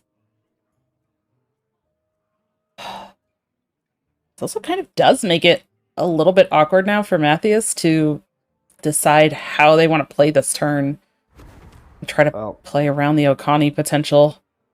Fortunately for Matthias, the hero power will persist if the card gets countered.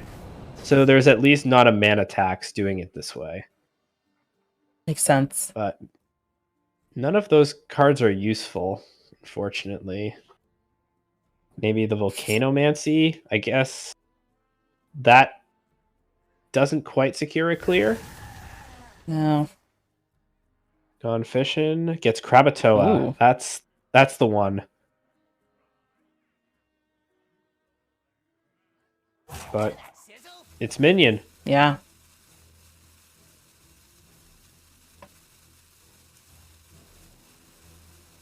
Just gonna keep leaning in on the spells then instead.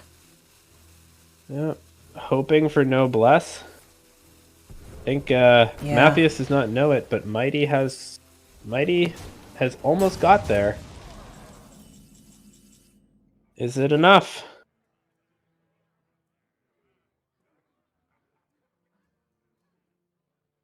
Picked up another Naga as well.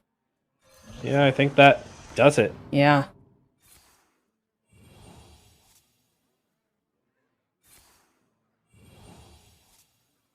So many wigs.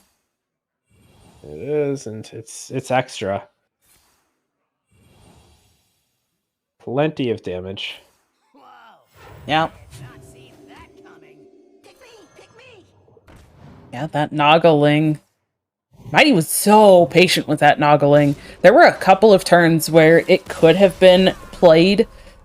I think you brought up one specifically where it could have come down for more of like just a tempo, try to get something on the board that turn, but Mighty was really, really patient with that. Yes, and that patience paid off. Yeah. So Mighty's back in the lead. The priest has made it through the rogue, which is very unfortunate for Matthias. And now we have the rogue and the warrior against the demon hunter. Yeah. So Well, I'm guessing the warrior's coming. yeah. Armor seems good. Armor does seem good. Yes. Could go for the Although- aggressive rogue, but Maybe. And nothing oh, on the Oh, it is the rogue. So The I think rogue. Matthias is valuing the bedtime potential as well as the yeah.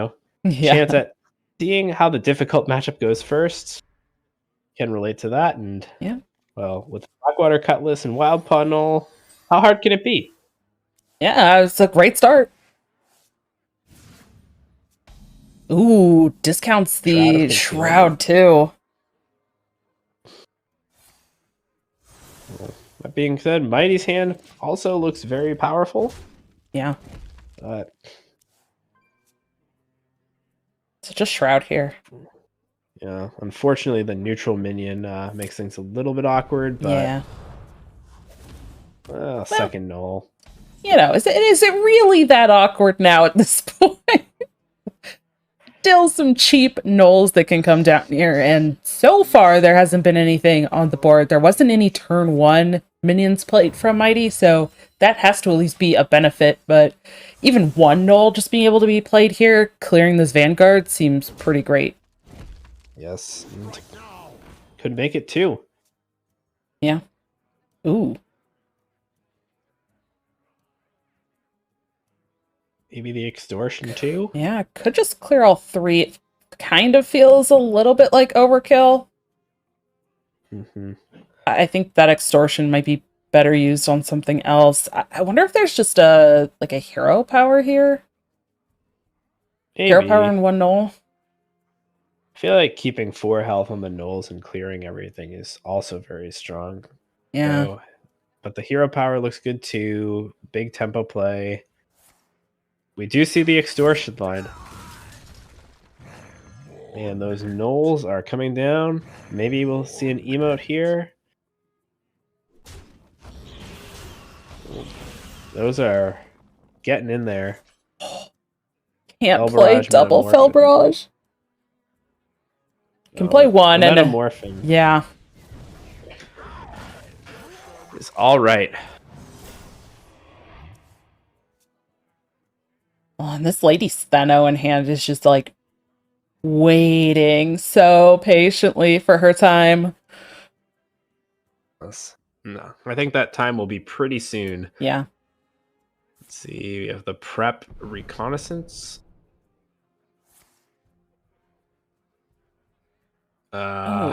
Mountain Bear. Wait a minute. Yeah.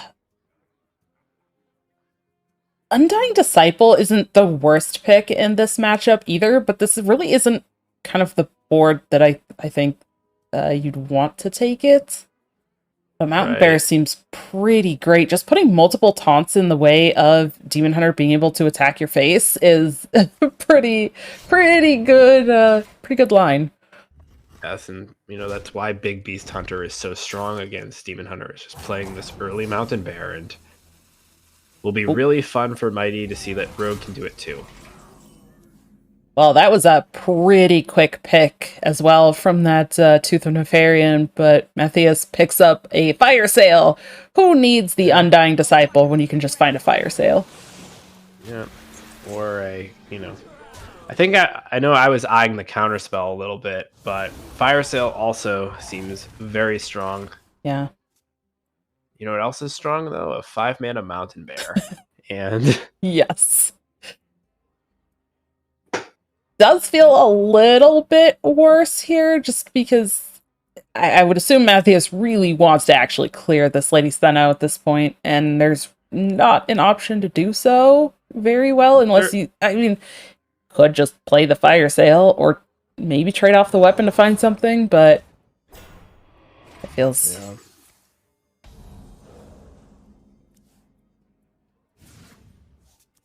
Yeah.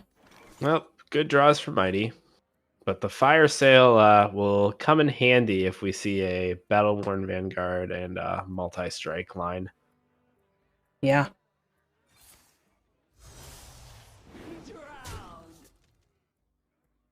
Which I think is what we will see. Oh, yeah. The multi-strike's a fantastic setup here. Right. And it can clear off the bears, but... Unfortunately, Mighty did not play around fire sale. Yeah. So. Which I don't fault him for at all. Don't typically expect Rogue to have a big board clear. And you saw the Death Rattle minion.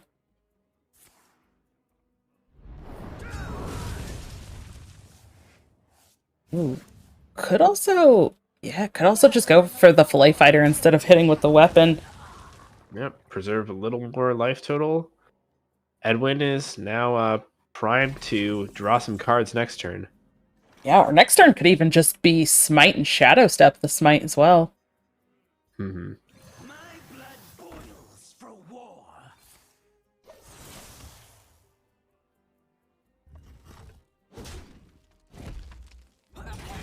Oh. Mighty holding back the Fell Barrage too. Yep. Oh, and it's the boat. Oh no. But try again, right? Come on, Matthias. Just play the Edwin.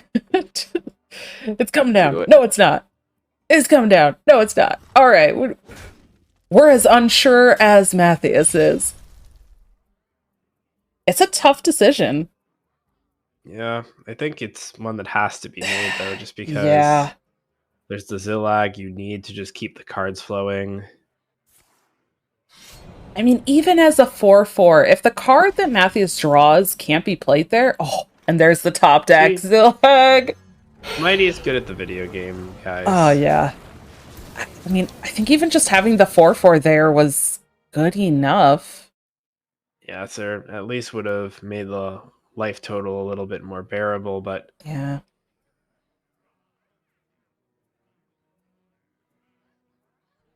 I don't know if there's any answer Rogue could have in this spot, except maybe for Shadowcrafter Scabs, but even then it's just delaying the inevitable.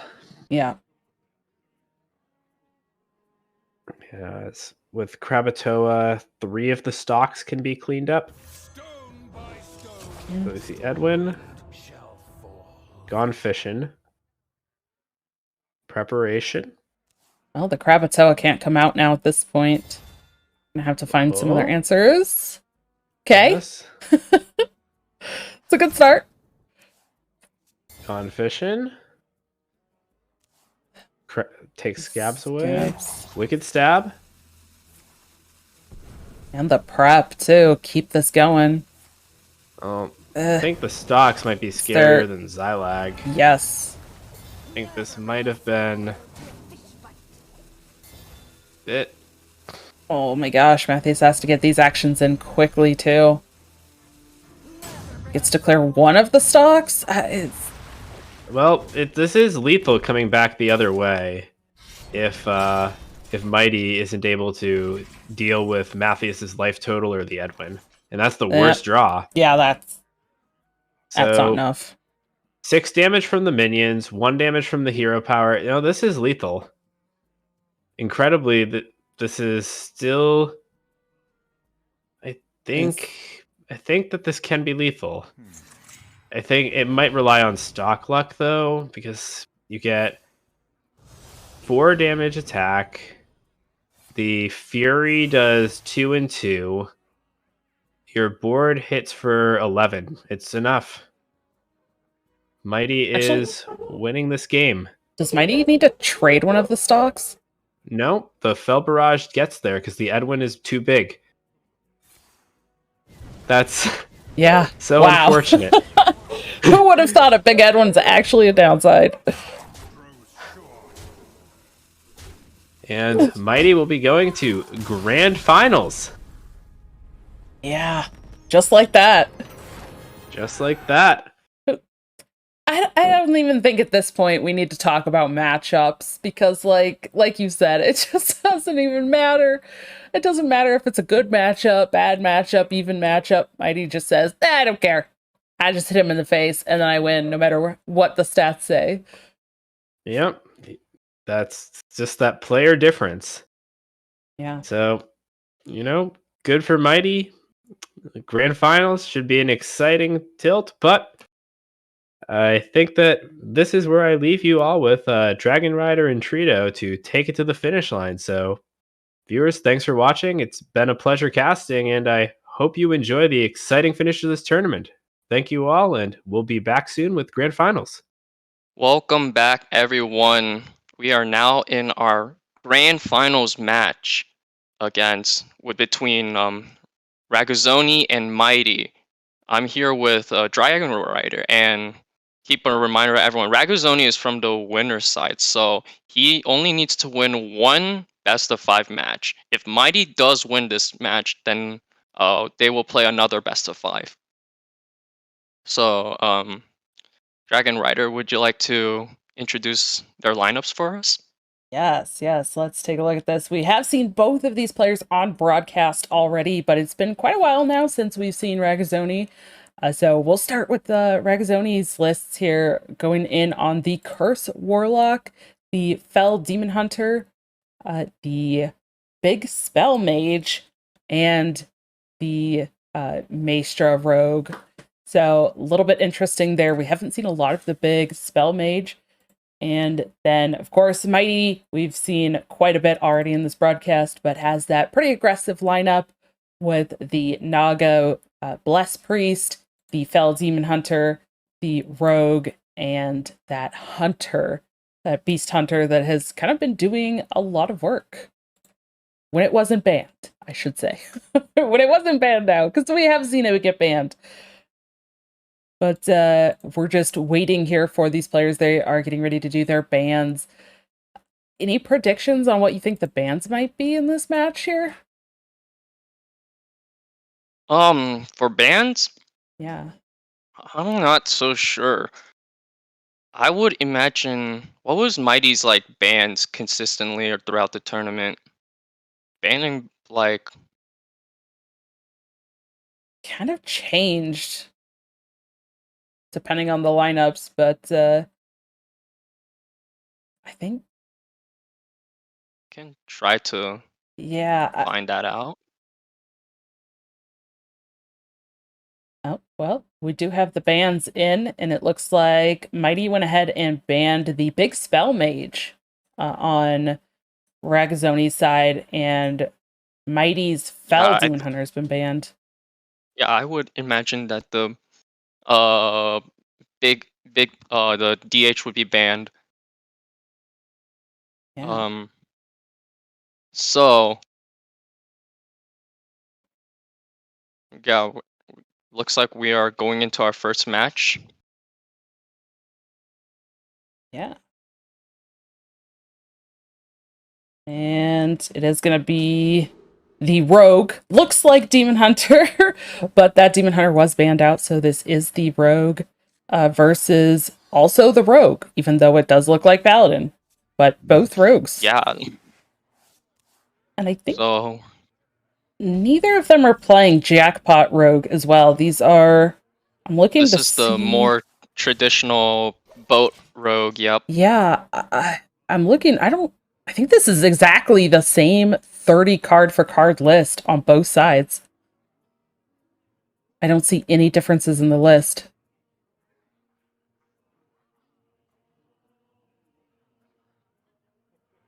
Gonna play the reconnaissance here. I'm not sure. Could be gonna just play Najak. Yeah, those all seemed like they could be some good options. maybe not the 5/5, but it did have taunt at least, so that's something. Yeah, the 5/5 does have taunt, but unfortunately, Rogue does not have Shadow or Holy Spells. So Mighty's just gonna get down the turn 2 Vessel. It's always a great play to see on the Rogue. But Ragazoni is gonna have a 1-mana Null.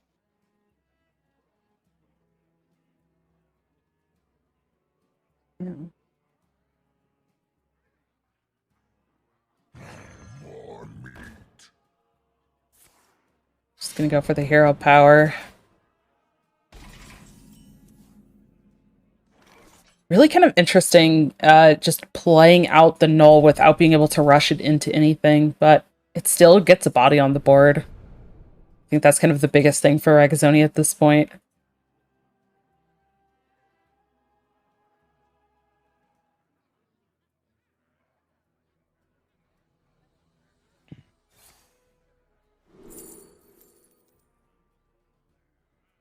That's a Gigafin. And 6-mana Gigafin. Yeah. It's pretty good in this matchup, considering that boats are gonna come down very soon for Ragazoni, but there's also the Nijak that is going to potentially disrupt that. Yeah. Oh, that's going to be so interesting. I wonder if Ragazoni will end up actually holding it that long. Because I could see the Najax coming down before that point. I could see like the Nijak like coming down like now if he wants to pick the Null and then trade. That is a board clear if he Ragazoni wishes to do so. Could also just take the honorable kill. You're gonna end up just stealing the Null and trading.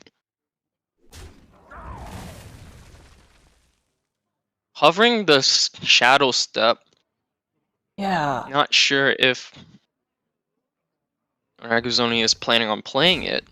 I actually was curious about that hovering. I wonder if Ragazoni could have actually just played the Shadow Step on that Null and then played it down to attack.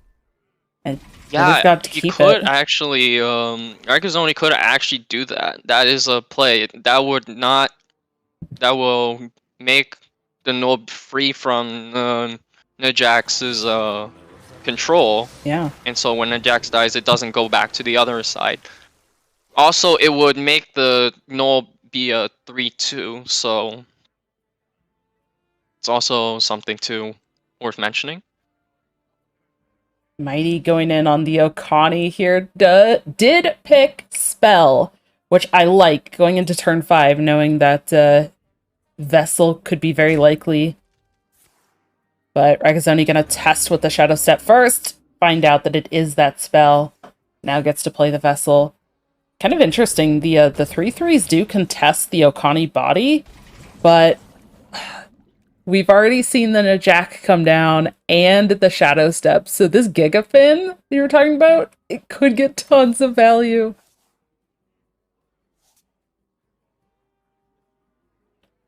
You can't always trust what you see.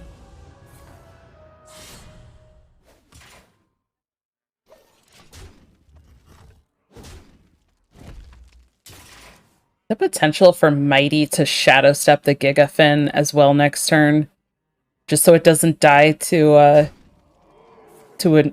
spell here. Pretty interesting. Like a Wicked Stab would clear the Gigafin.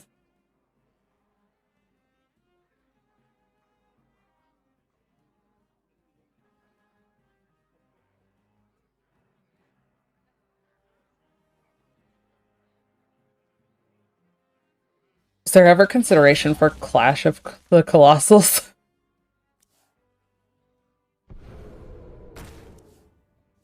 I was thinking about this actually. I think it's just a unnecessary risk. Like, yes, your Colossal is cheaper, but Yeah. giving your opponent a Colossal sounds a bit risky. Like, Yes. Ragazoni could just get like one of the worst Colossals. I am not good at judging Colossals because it is situational based considering. But if Mighty gets something like what would be a good Colossal here? Oh, none of them are really playable. I mean, yeah, Mighty can just play Gigafin right now. Yeah. Probably like Gaia the Tectonic probably is like the most obvious one Yeah. for that particular board. It's like potentially getting an additional Krakatoa could be good as well. But yeah, I definitely agree that probably was not the play, but that's it's a fun card to think about and talk about as an option. This has to feel a little bit awkward for Ragazzoni as well, knowing that Gigafin is in hand and can just come down again next turn. Ragazzoni wants to develop the board, but feels pretty bad knowing that Gigafin's there.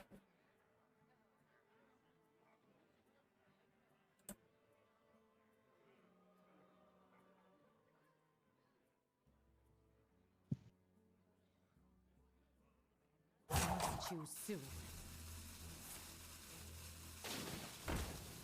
Actually interesting Dredge.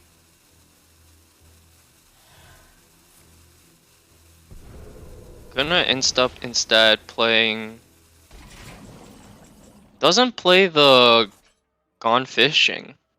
Probably, I guess, yeah, because with the Gigafin still in hand, just overextending on board sounds silly at this point. The Jack, this time for Mighty. Oh, it doesn't go for decides it. to go with the +1/+1 minion. Not a bad choice for sure. Yeah. And now picks up the Scabs for next turn, potentially as well. This is a lot of damage here. Yeah. Never bring a sword to a fish pond. Both players are running a bit low on hand size, but I think the most important thing is Mighty has the Scabs. So Ragazzoni is forced to try to look for some way to deal with the. Yeah, I mean, knowing that Gigafin is in hand, and then also the Scabs being picked up, which Ragazzoni doesn't know about, but this is just not a good position for Ragazzoni to be in at all. There's no board is gonna there's stick. Twisting Nether. Okay. Yeah, that's an answer for the Gigafin. I don't think you need to Twisting Nether the Gigafin. He has the Stab. Oh, he did pick up the Stab, true. But if Mighty Gigafins this turn and Ragazzoni does reply with the Stab, the Edwin does not stay at 12/12. It goes back to 4/4. Ragazzoni elects to keep the Shadow Step, and this is for two reasons. If Ragazzoni steps the Edwin will lose all its stats and become a 4/4. No, it will become a 6/6 because it will draw a card.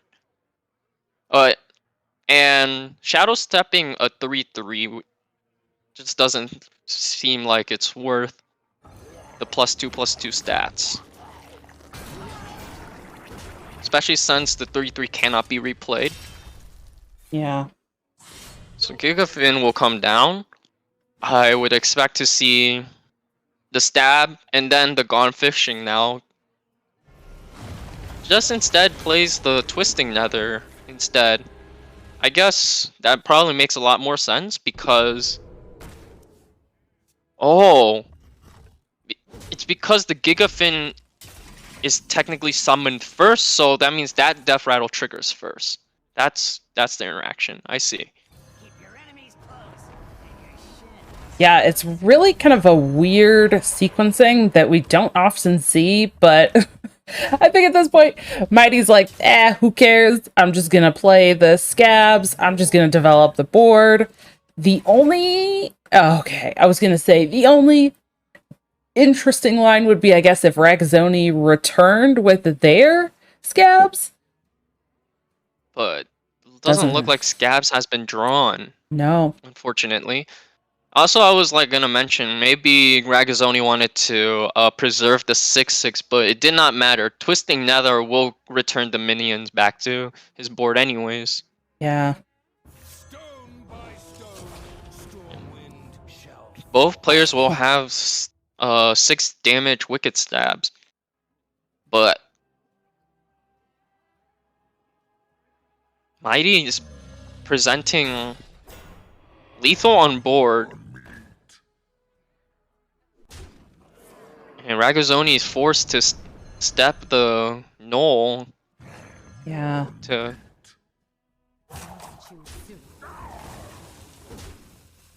Well, I mean, the Kodo does prevent a little bit of damage here.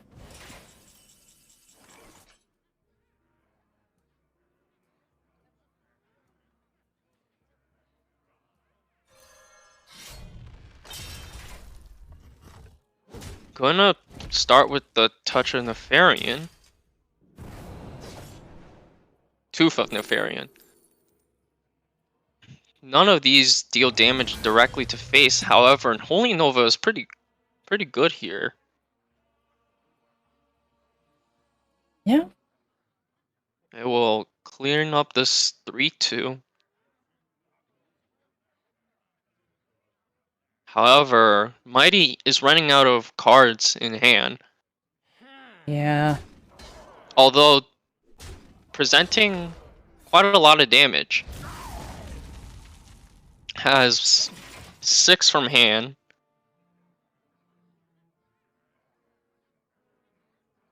And so Ragazzoni needs to be a bit careful here. Is this a turn where Krakatoa comes down? I think Krakatoa most definitely comes down. It is...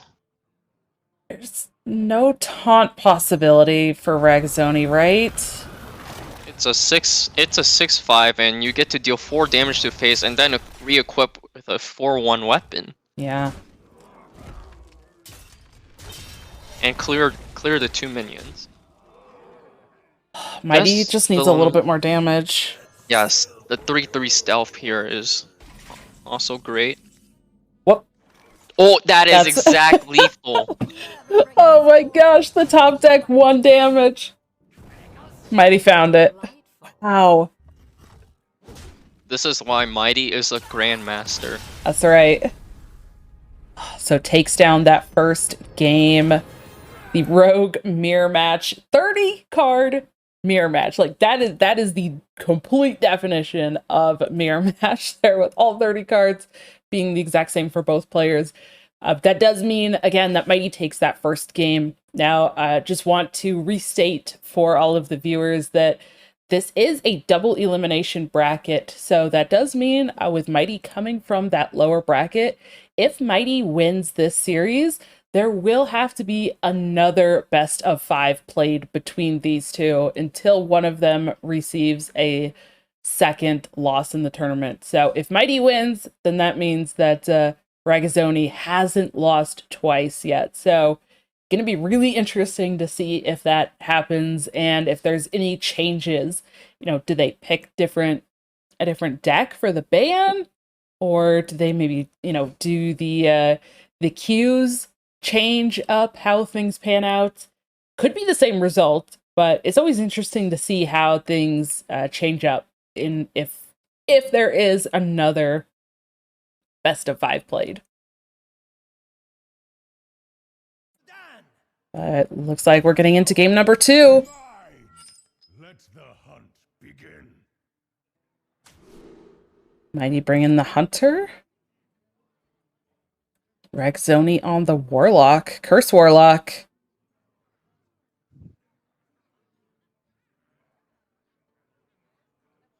I feel like the Hunter might be in a good spot here. Yeah, the click clocker on 1 It's always really good. Even if it doesn't really hit the second click clocker or a K9.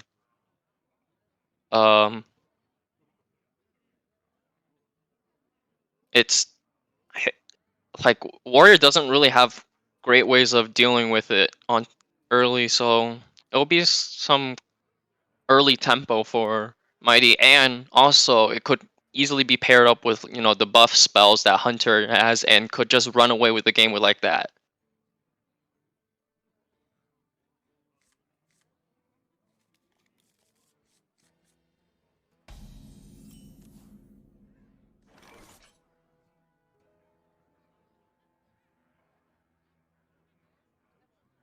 Trog, the single Trog.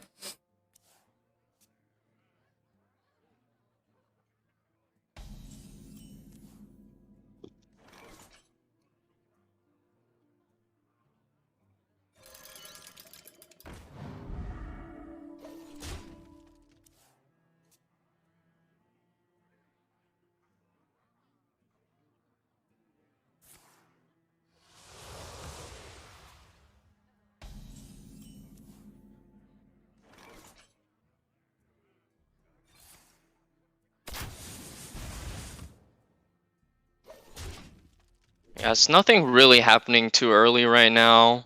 Yeah. I think Mighty's just getting a decent early start. Unfortunately, draws his single Saber while having double Pet Collector.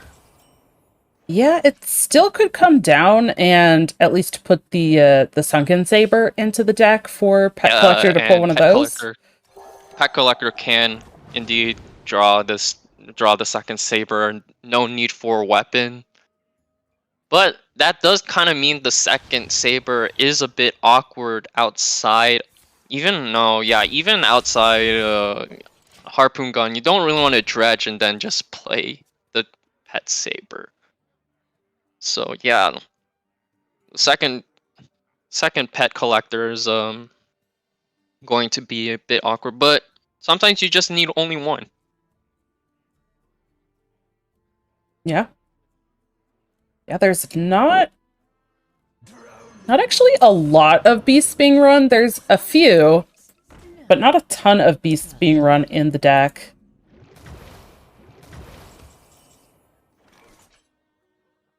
Now there's at least some minions on board for this Saber to trade into.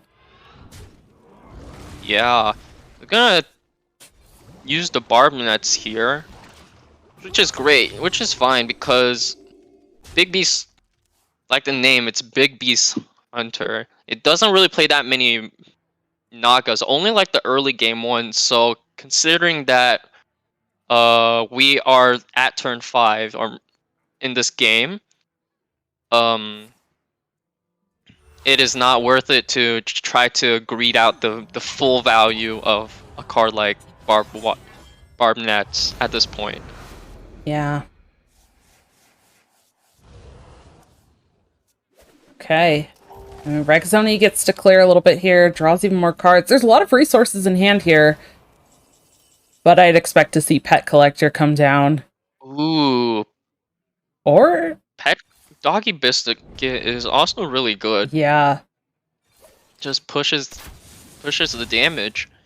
Pet Collector is a bit weird because it does draw out the 4/3, but Ragus only plays like couple just one starfish, so not gonna really shutting down the summon is a bit of a deal for Mighty, so understandable why Mighty did not play the Pet Collector. Yeah. Yeah, definitely doesn't want to leave it susceptible to getting cleared here. And I think it's also very interesting with the Revive Pet in hand. There was the option for Mighty to play that Revive Pet last turn and bring out that Saber or resummon the Saber. But again, chose not to because of a couple of reasons. There really wasn't anything for it to rush into, but also that meant it it was susceptible to that potential of the silence, like you mentioned as well. But here, This is a play that that looks a bit off because, you know, leaving the Tamsin up is a bit risky, but there is like a 1 in 4 chance. There's already like a good there Mighty is already guaranteed like good minions overall from the summon. So the stats could be an argument. But also like the 25%er for the King Crush is definitely huge. But at the end of the day, it doesn't really work out. So Ragazzoni is gonna able to like clean off a lot of this board, get a bunch of 0 mana spells. Just really good value overall.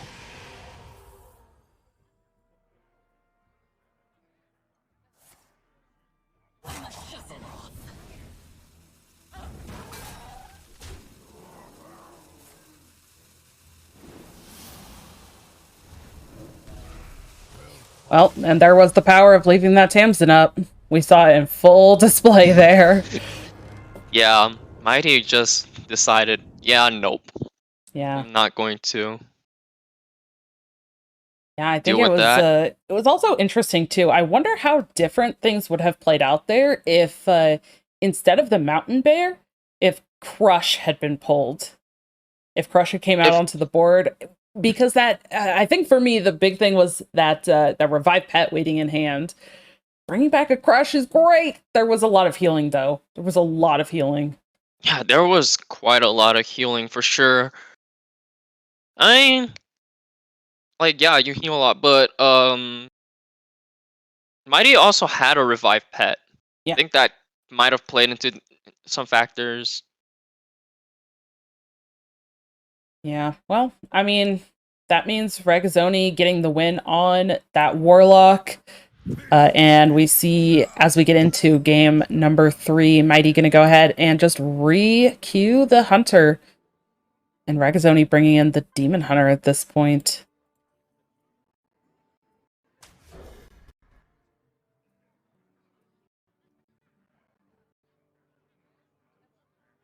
Going into a Harpoon Gun also seems pretty good.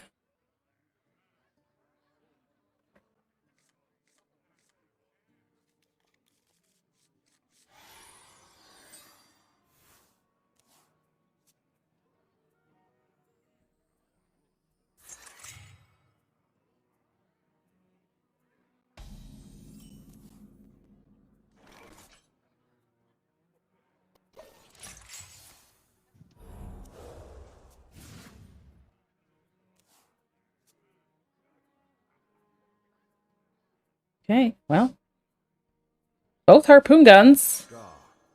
Foe vanquished. Yeah, and with the Saber in hand, Strike now. going into... I wonder if you coin out...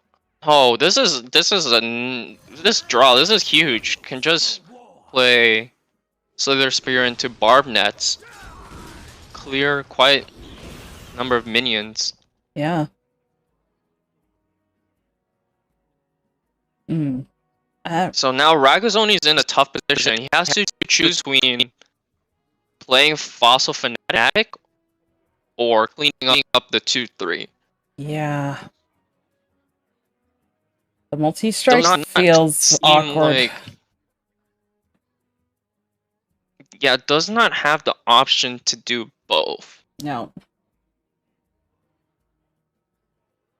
And unfortunately, with going the Fossil Fanatic line and Hero Power, even the Hero Power plus the 1/1 doesn't kill off the Slither Spear. So it's kind of just not enough. Looks like Ragazzoni wants to clear the Slither Spear.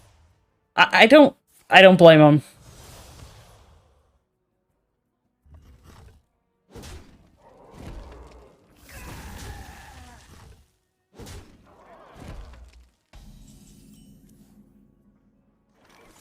Ooh, unlucky. The Naga Prides comes right after the Slither Spear.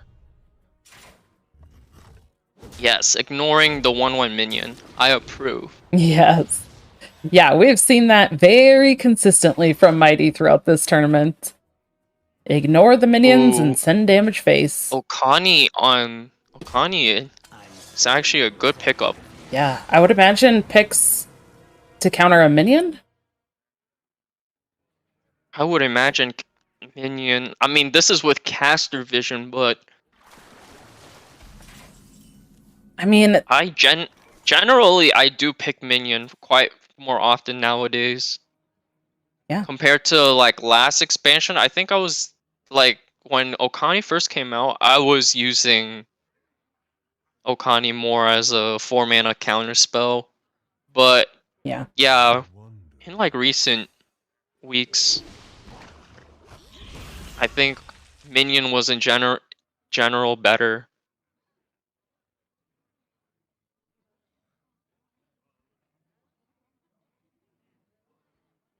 Yeah.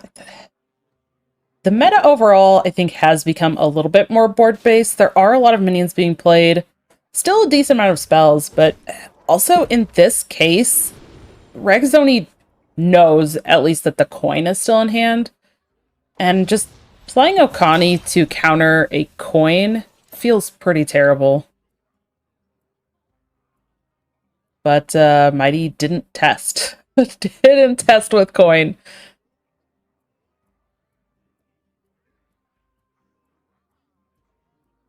Yeah, I think Mighty also doesn't really care if this Naga Pride does get countered, because that means the Saber can get down, which is the more important minion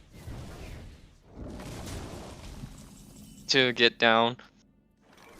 I'm gonna expect to see K9 Tron, because that's I think the reason why Mighty picked K9 Tron is so that it's a meat shield counter for the real minion again, being the Saber. Could also just kill the Okani with Harpoon Gun.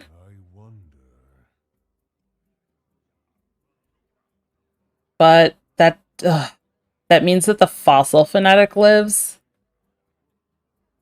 So it's really kind of a debate, like which one does Mighty care about right now?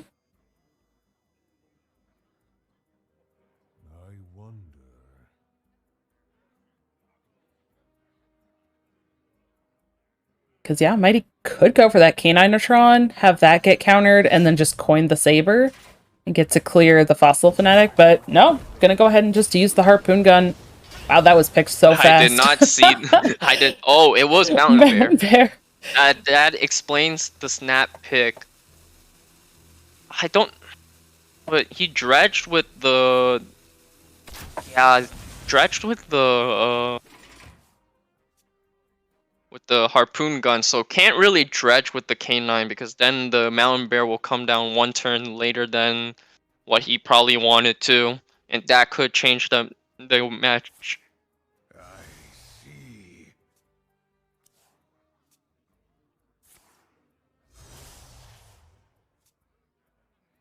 But wow, just 2 Fossil Fanatics. Gonna just draw all the fell spells that he wants.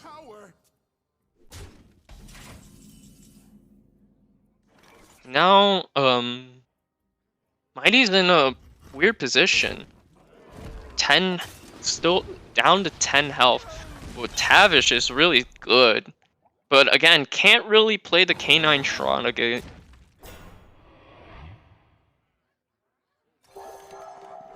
Unless... Okay, never mind. Wait, is it summon a copy, or does it just summon it right away? It summons it, so... Yeah. So, Tavish will just be played, presumably next turn.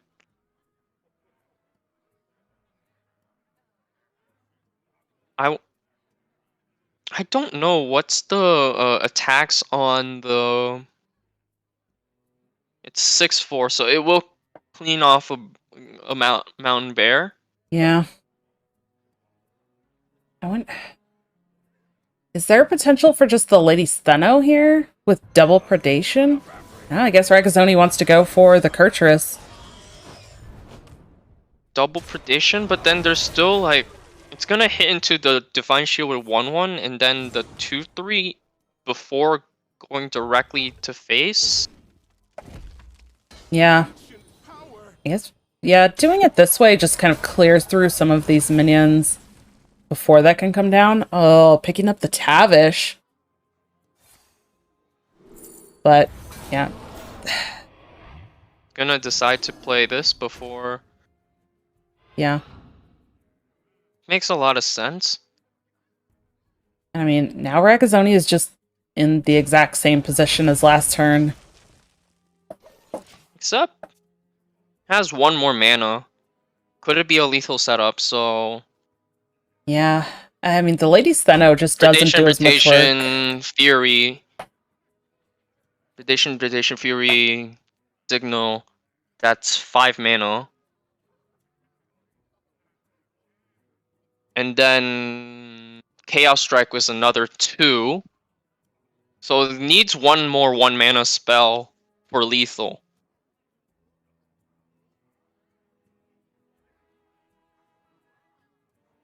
That's the way I see it right now. Can't afford to put a predation into a 4/3 because then the Steno will attack the Mountain Bear instead. So from this current hand, I don't see any lethal. Yeah. Gonna look for the draw, and that is not a 1 mana spell, so no lethal, whether it's through RNG or not. Yeah. Gonna just basically try the same thing as last turn. Just try to get through some of the minions. Oh, did Rakazoni not get the second attack off? Oh no, didn't get the second attack through.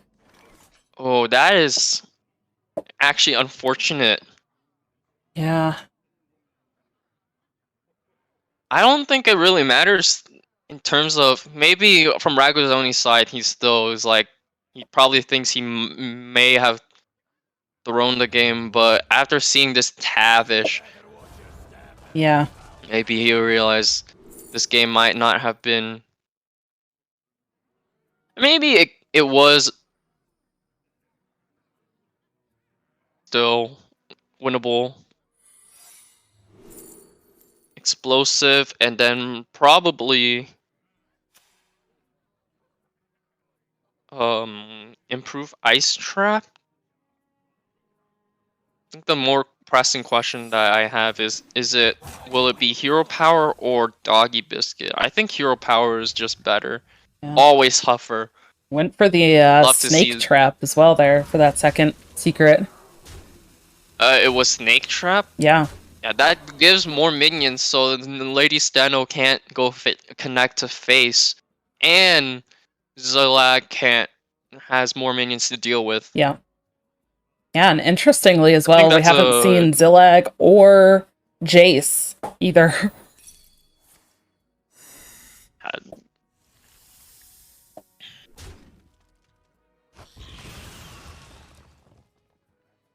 Snakes just even without those two reasoning, Snakes just feels like overkill. Cause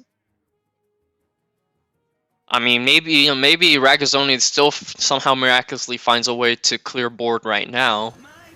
It's not completely impossible, for sure.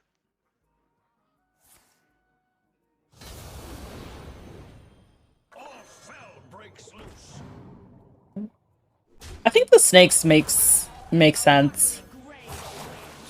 Oh, interesting. I think he tests for all the secrets. Yeah. It has to be explosive now.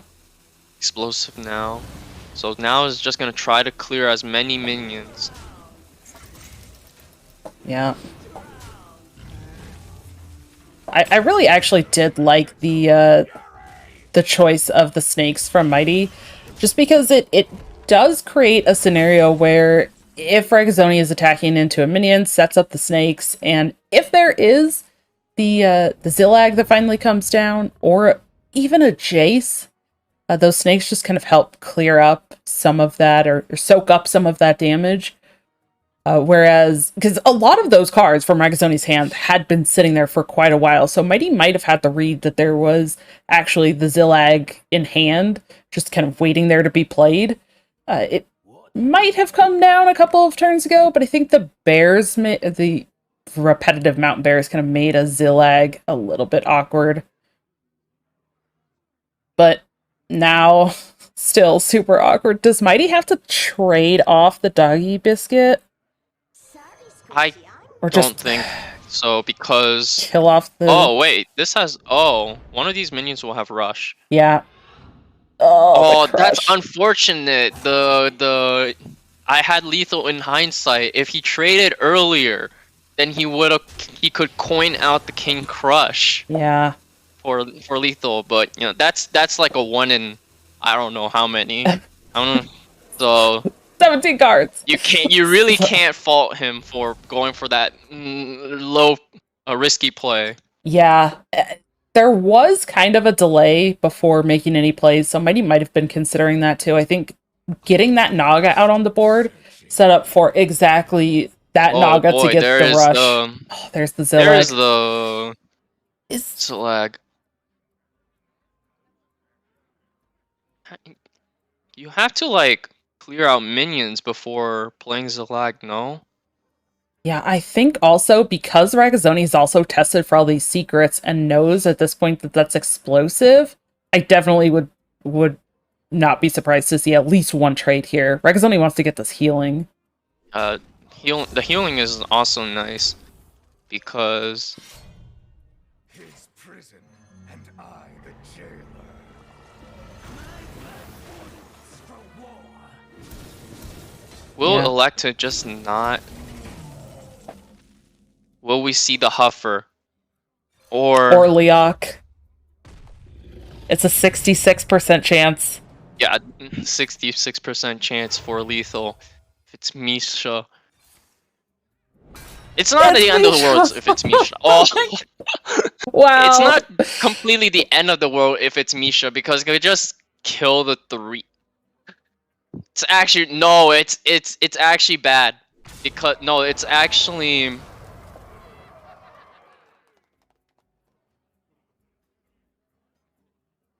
because I think no, this is guaranteed lethal if Ragazzoni figures Yeah. it out.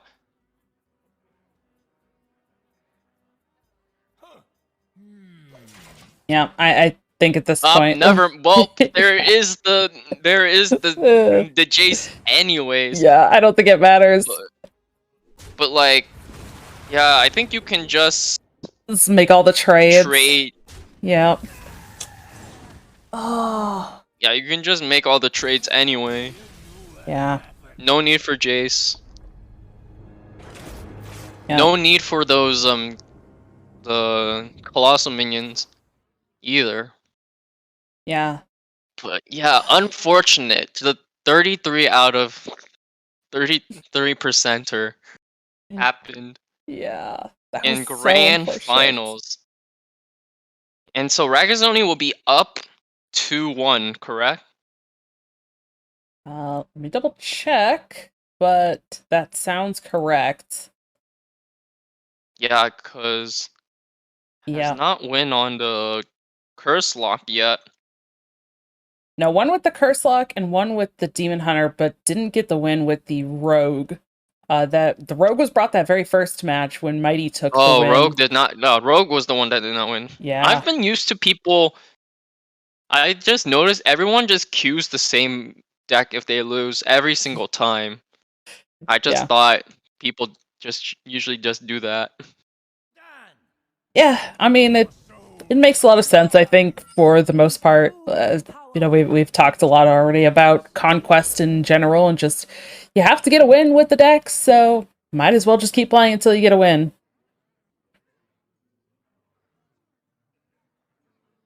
Yeah, Mighty is on tournament life right now. Mighty has made quite the run in this tournament. He lost the very first round. Well, he had a bye for round 1, so he lost round 2, but has been through a huge losers bracket run all the way to grand finals. Now he sits at tournament point, face tournament life. Yeah.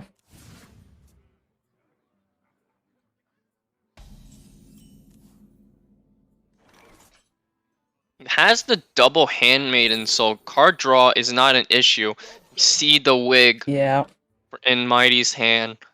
This is already starting to be potentially a early game board. Ragazzoni, however, does have turn 2 null.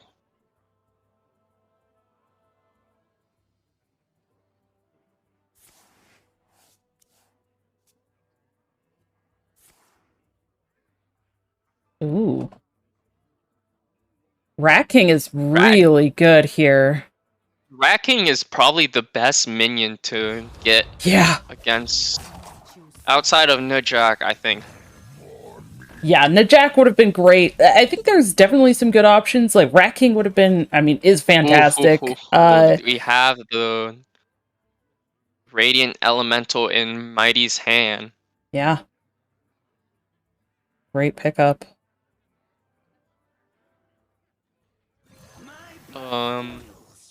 Doesn't elect to play it yet, understandably so. Maybe Mighty plays it now. Wow. Alexa somehow triggered. Let me go turn it off real quick. Yeah. Gonna go ahead and buff up the Radiant with that Serpent Wig. Yeah, I gotta love when voice activation devices misunderstands you. Yeah. Okay, this Rat King has got to be coming down here to clear this Radiant, right? This is just so good. Like, Rat King clears the Radiant Elemental, the Null, or honestly, even coining into that Extortion that was just picked up to clear the Slither Sphere. I think trading is still fine.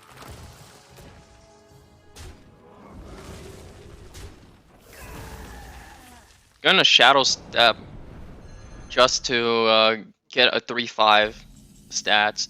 It likes to not play it, so Okani will most likely come down. Although it is kind of awkward because Ragazzoni can just trade into it and then probably just put down Null. Seeing that this was Mighty's only turn. I'm 7 moves ahead of you. Job done.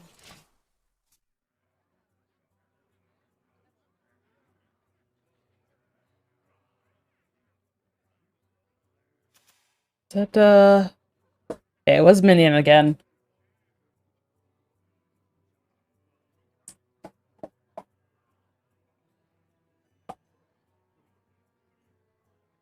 Pretty interesting going for the Minion there, especially knowing that Ragazzoni has that 0 mana Null in hand.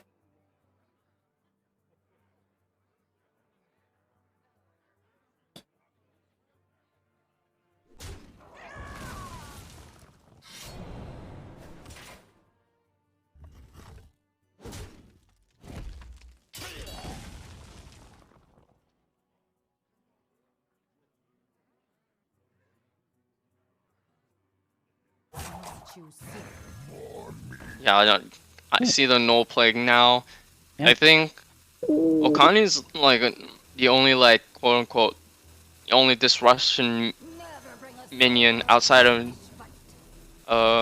Nujak in Ragazzoni's deck, so in Mighty's deck, so can just go full tempo here on a turn that is admittedly a bit weak for Mighty. Yeah. Ooh, some good pickups though. kind of sets up for a little bit better of a coming turn or two. Yeah, second Serpent Wig will just be, you know, really great. But yeah, coins out the Krakatoa.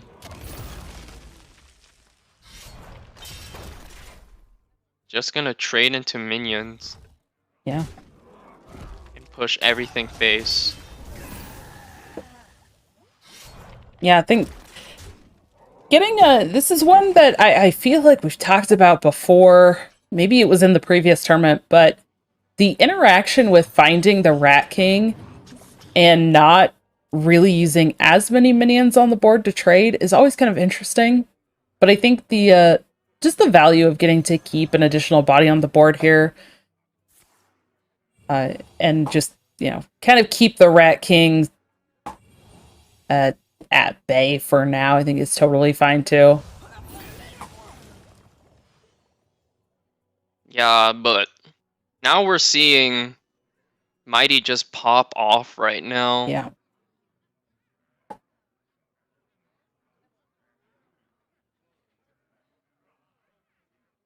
Tell me, Minnow. You've done as I asked. 4 mana available.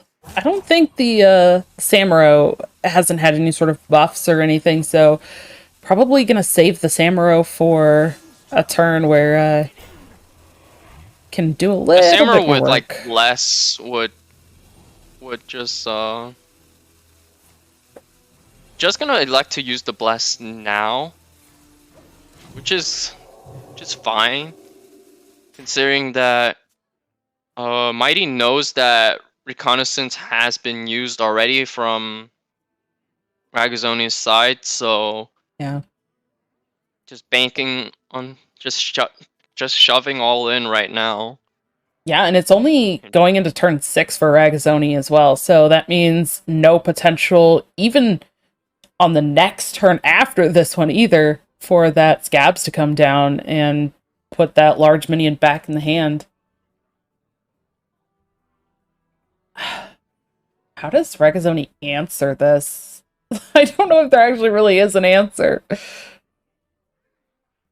The only out I see is trade into like second reconnaissance into Nijak, but even then, Yeah. Blade Master Samuro just comes down. I mean, you can actually shadow step the Nijak, so Well, nope. Going Gonna to- come in on the Krakatoa. Oh, just attacks into it. yeah. You hate to see that. Wait, is this a board clear? Well, I think with the yeah, the Rat King waking up here. Oh, there's But- 1 minion left. That is not enough. I don't think. Wait. Yeah, no, that will be lethal now. Yeah. Sorry, Oh, Sushi. another Naga picked Tried. up. Yeah, Ragazzoni really tried their best to clear the board, and Yeah.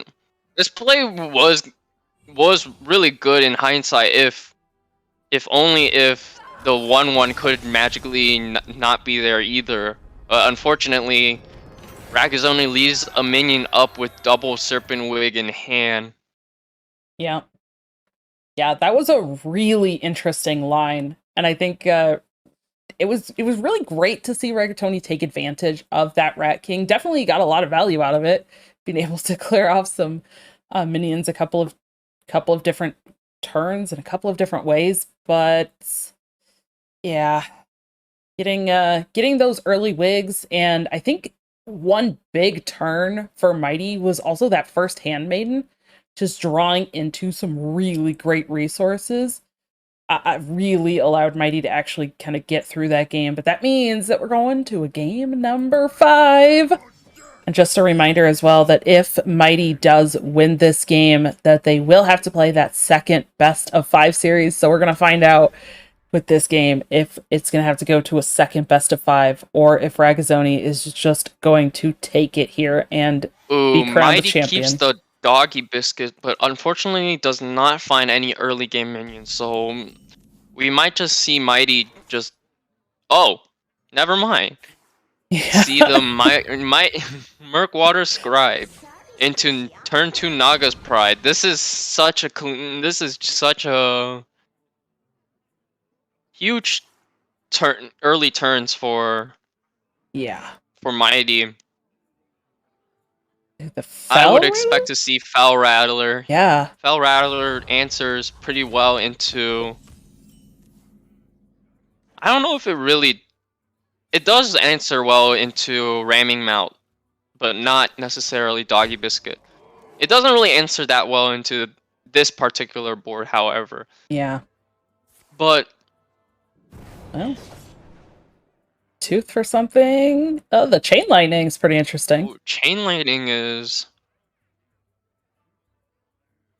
Kind of weak though. Chain Whispers of the Deep could, because that kind of synergizes well with like Krakatoa and then Shadow Step, but that's like a 2-card resource. Yeah. Yeah, looks like just gonna go for the chain lightning. It really doesn't do a whole lot versus these 3 health minions, and there's not really any way to actually add some spell Akazoni's damage. gonna elect to equip weapon here. Yeah. Will Mighty play weapon or will Mighty play the ramming mount? Definitely merit to both plays. Ramming mount is just +2/+2 in stats, and it gives a +2 minion. And from the looks of it, Ragazoni needs to can only like tank 5. Oh, you know, Ragazoni can actually clear and only tank 2. Yeah.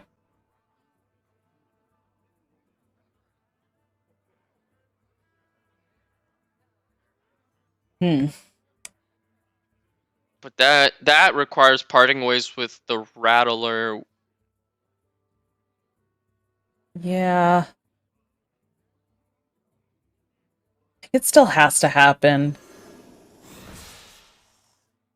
It just feels like one of those cases where if Ragazoni doesn't answer it now, and there's more buffs, like another ramming mount or a doggy biscuit, I don't know if Ragazoni gets to answer it at that point. Yeah. But now, Mighty just has Trog, Click Clocker, and Yeah. yeah, put the doggy biscuit on the Trog for sure. Going to require Ragazoni to equip weapon and then play the stab, just to clean off this Trog. Yeah. It's a lot of resources that Ragazoni has had to put into these minions the last couple of turns. Finds the touch of Nefarian, so can he prep into this? But yeah,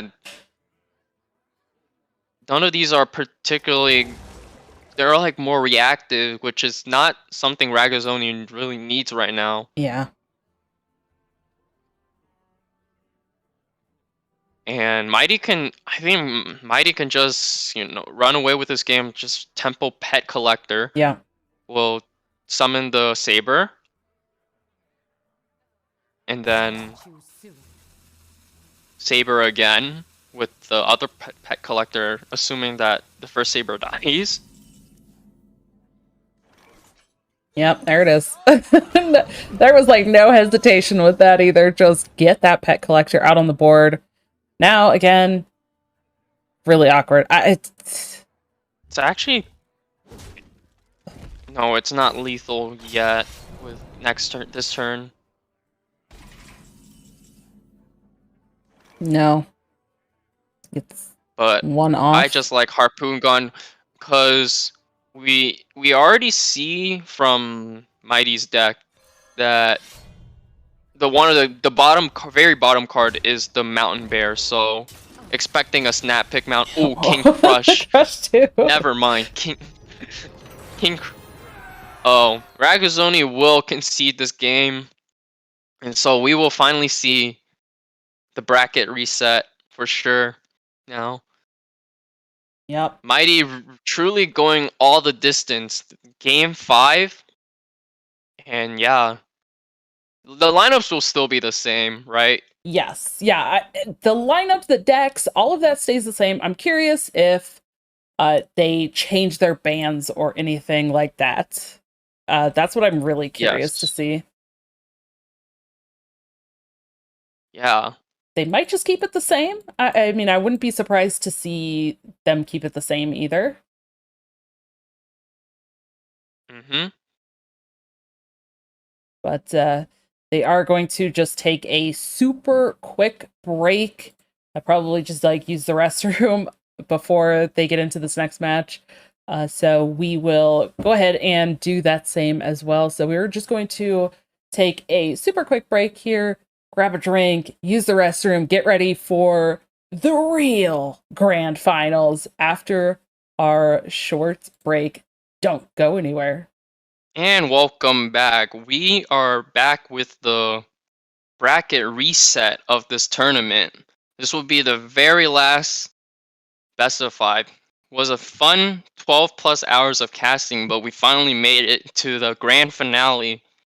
And we're going to see the same match, Mighty versus Ragazzoni, for Yes. all the marbles.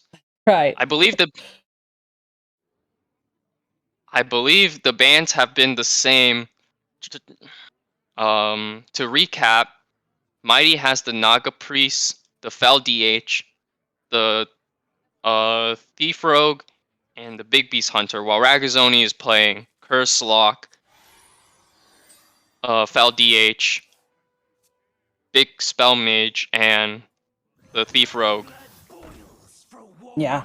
And it does look like they kept those bans the same. The Demon Hunter for Mighty getting banned, and the Big Spell Mage for Ragazzoni getting the ban. So that means that this it's not a rogue mirror match for the first game. So that's different. The ban's the same, but first game, not a rogue mirror. Oh, that's interesting. Ragazzoni plays Mankirk in his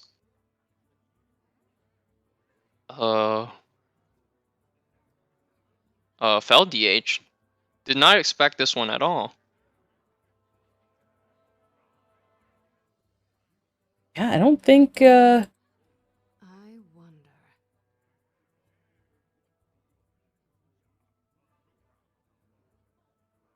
we've gotten to see that.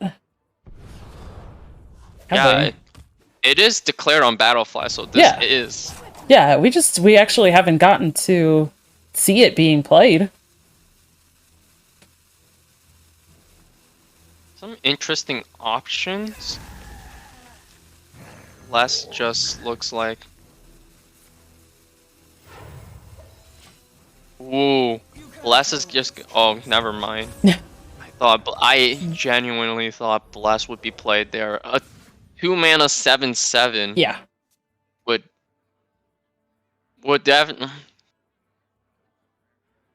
I wonder if Mighty might be opting to potentially go for it next turn.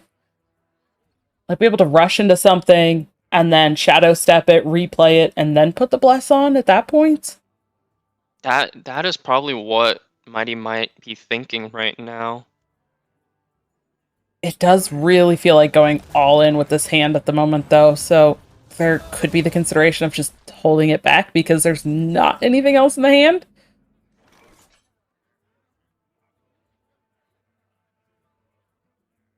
Actually, this Null does not really trade well into this Mankirk. No, it doesn't. Just gonna opt for the dagger to actually clear this up, and then get the much better clear. Not really the most ideal use of mana. Does have to float one, but okay. Sets up.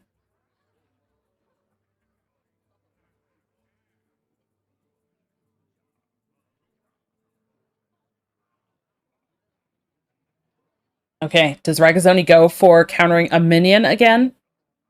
I'm 7 moves ahead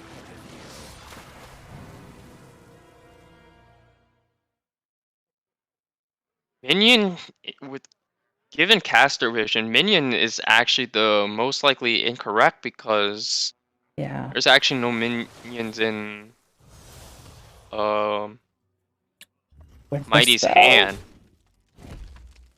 Went for spell, though. Oh, the wild pun, no.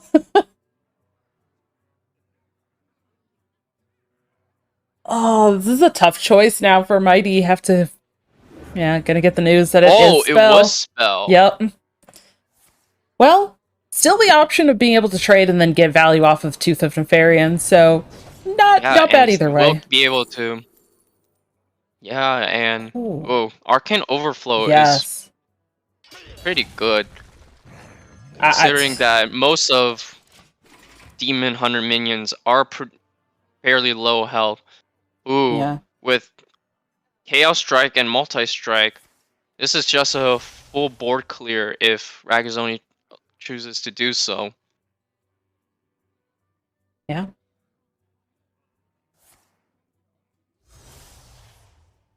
This does set up multiple attacks now, which is going to buff these demons coming out from Kurtrus as well, potentially setting up for that next turn. Also because... Oh! Okay. Oh, okay, that's Send fine. some Yeah, face. Face is taking a play out of Mighty's playbook for sure. Yeah. And you know what? Mighty didn't get to use that Arcane Overflow because nothing was developed, but in true Mighty fashion, just goes ahead and top decks the other best 5-cost spell in the deck, which is Vessel.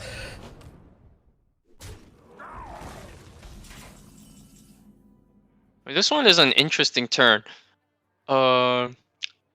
Yeah, I think Mighty is thinking what I'm thinking. Face tanking the 5, but getting a 7/7 Yeah. on board. Finally gets the 7/7.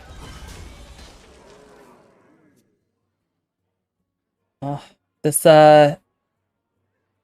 Spell Barrage doesn't really do a whole lot. I mean, it could clear the 3/3, but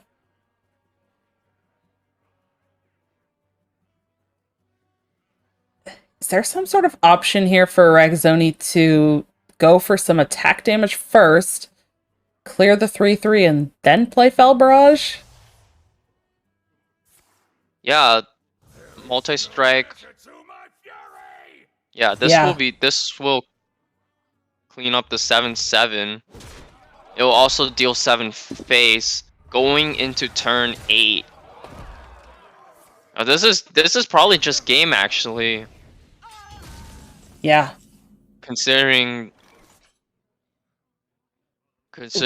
we see Ragazzoni has the Fel, the Jace, which is most definitely lethal. No way for Yeah. yeah. This is not going to be enough. Mighty needs to like heal plus present like 2 or 3 taunts. Yeah. Yeah, not quite enough. Okay, yeah. Mighty's trying to develop a board here. Yeah, and I Mighty think if, doesn't. Of course, Mighty does not see yeah. this, but yeah, he'll be hit with the bad news. Yeah. Yeah, that well played coming down. I think if that were any other card besides the Jace in hand, then this line that Mighty took here of just trying to get as much onto the board as possible was absolutely fantastic. But because it was exactly that Jace, and there had been quite a bit of actually attack-based spells played, that just meant it was the end. Yeah, no, I think that play itself is still fine. It's just that, yeah, unfortunate that the one singular card from Ragazzoni's hand is the card that Mighty does not want to see. So Mighty will go down 0-1 here.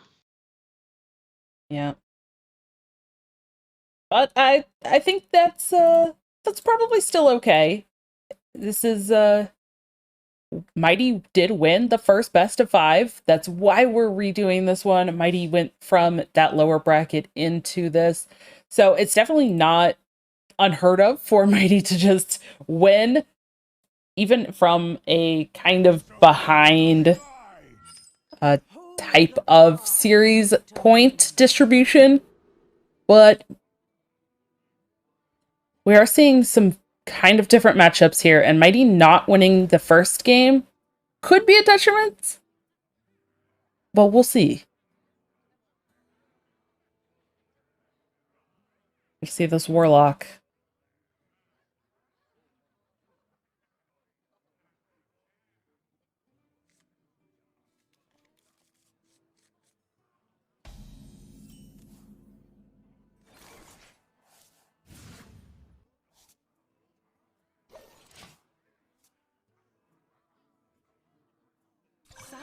Against the early null.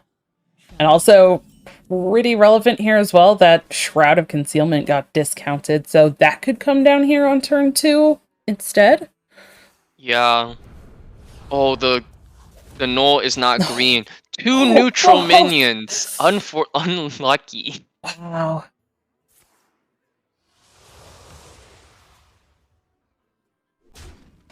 Yeah, and no reconnaissance or any other way of creating some non-rogue cards here, so still able to play out the null this turn. Yeah, but that will be met by other null, Yep. Goldshire null. Oh, second null comes in time. This is just the battle of the nulls. What's going on here? And this null is not as easily dealt with. Yeah. With like Tamsin coin, Drain Soul, but that's not a good use of Tamsin No. in this matchup. I wonder, is this just the school teacher? Looks like it. Mortal Coil or Graveyard? Graveyard is interesting for sure because the very first Graveyard, that one, the Nagaling will almost always be the one that gets destroyed.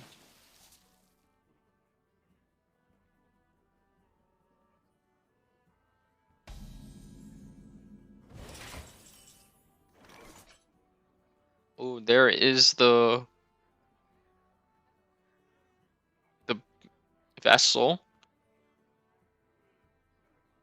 Kind of does go into a turn 5 where Ragazzoni has the coin, so I doubt.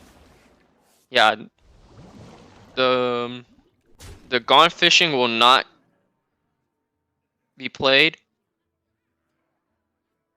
Well, Mighty's considering prepping out either the Gone Fishing or the Stab.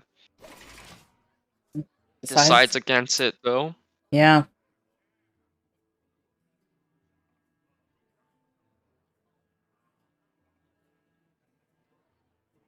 Is this just a coin into clear turn?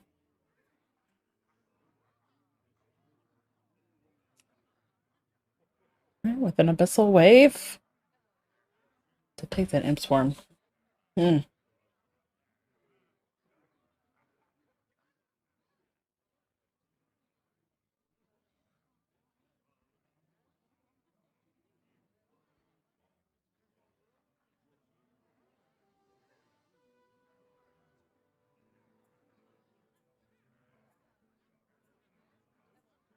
Could potentially save coin.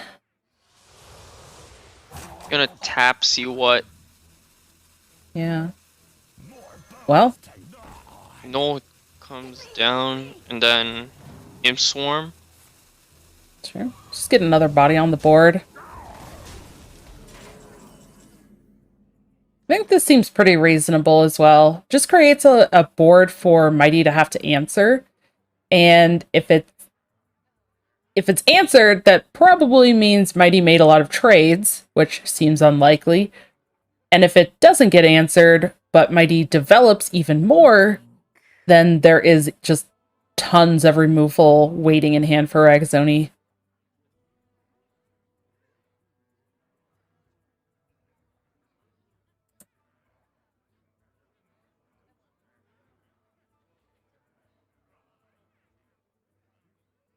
Think. I'm 7 moves ahead of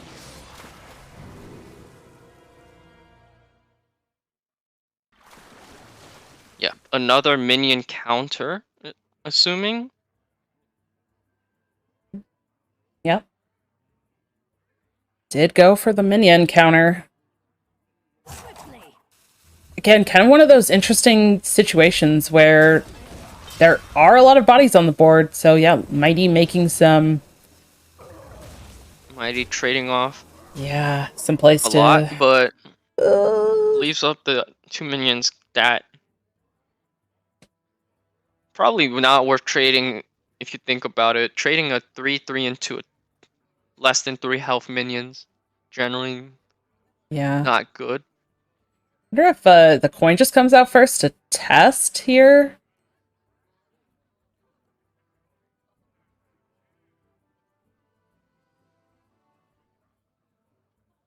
I think the really awkward thing, though, is that especially since that noggling has already come down now, if it is minion, which we know that it is, kind of which route does Ragazzoni go to kind of answer this?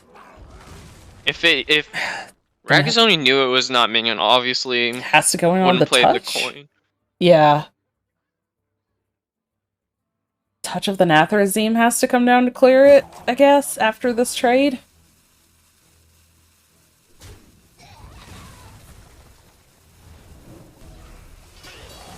Oh, coin? Okay. Then gonna go in. Samson Sure. is gonna get the heal now.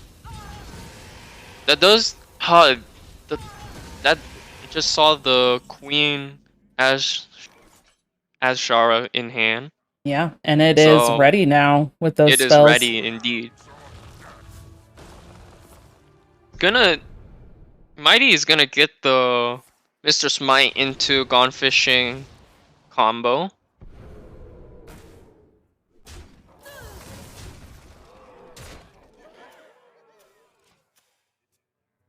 Fortunately, Ragazzoni has entitled customer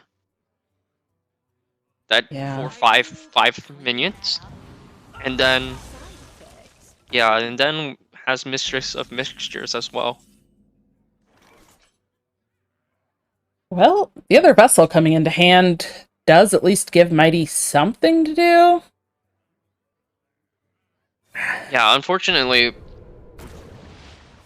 on Ragazzoni's side, Ragazzoni does have double Vissel Wave. Yeah.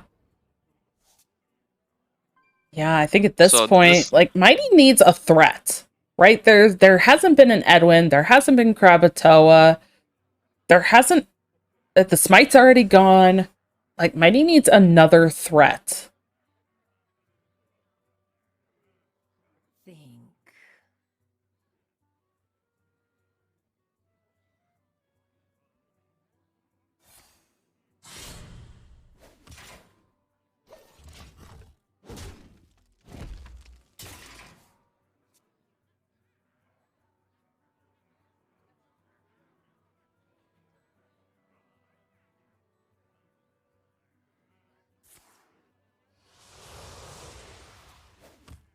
Ooh, double Spice Bread Baker.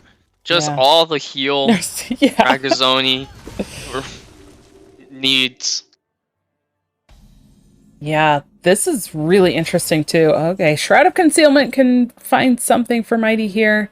Dig a little bit deeper. Maybe he finds Edwin.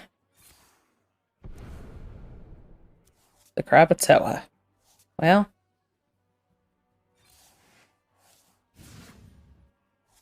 These fillet fighters are a little bit worse since Smite's gone already. Yeah, but at least one of them will have stealth. That's true. And this Krakatoa will stay on the battlefield after the second Abyssal Wave.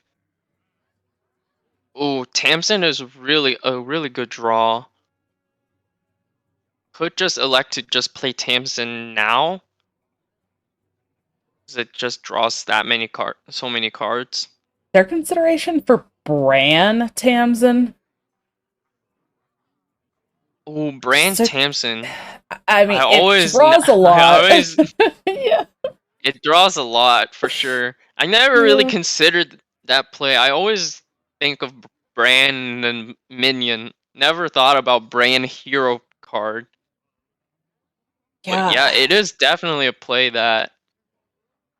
Who knows what secrets Yeah. I mean, Oh, it full clears the board. yeah. We'll just go up to fully 10 cards. So Yeah. it's completely fine. Makes the spice bread bakers a lot better as well. Fortunately, Bran will just die. But at this Yeah. point, Bran is not really needed in this matchup.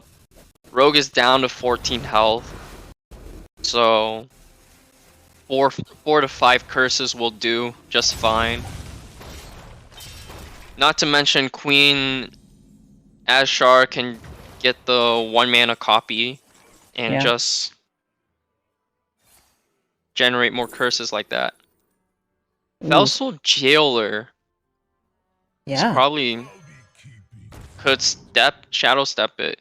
Snipes 1 curse card. I think the best one is still the Queen, but Oh, it hits it! does snipe the Queen, so I mean, I'm pretty sure.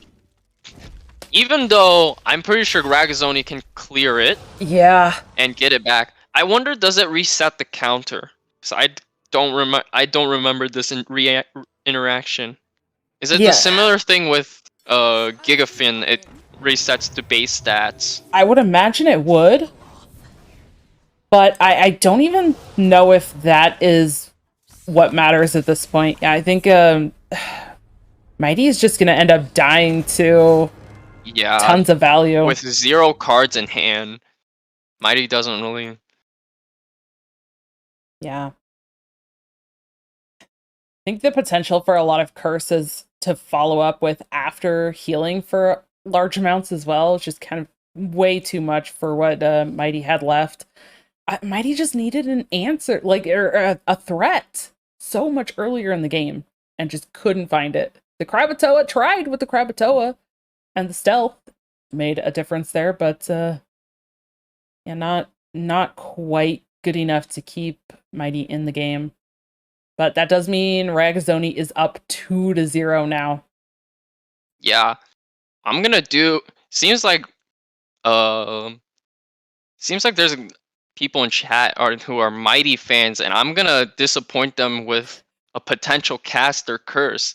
I'm gonna say something bad about Ragazzoni's stats, just to get jinxed. Ragazzoni has not won a game against Mighty with the Rogue. In the last series, Ragazzoni played the Rogue 3 times and lost all 3 times.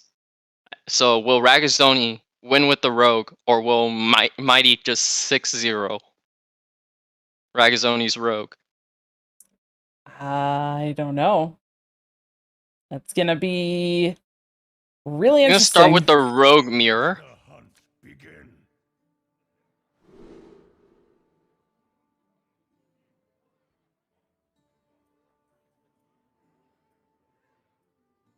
Okay, this is also very interesting because I think for Mighty actually is playing a hunter. So Ragazzoni doesn't know if this is Rogue or actually the hunter. Well, Now knows, yeah. but Now he knows. for the mulligan, it's kind of interesting. Yeah, it's definitely interesting.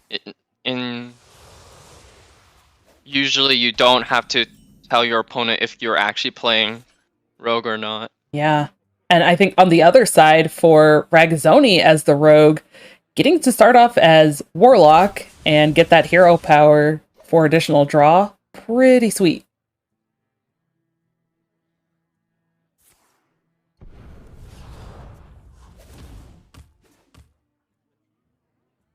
Unfortunately, does not get a null from the Shroud of Concealment.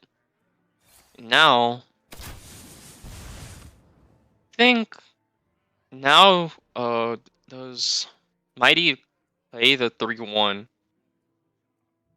Might just get countered by the other 3-1. Yeah.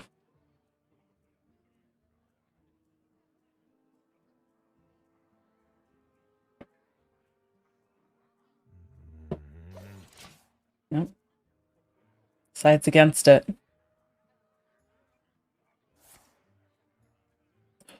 Crush or Kodo?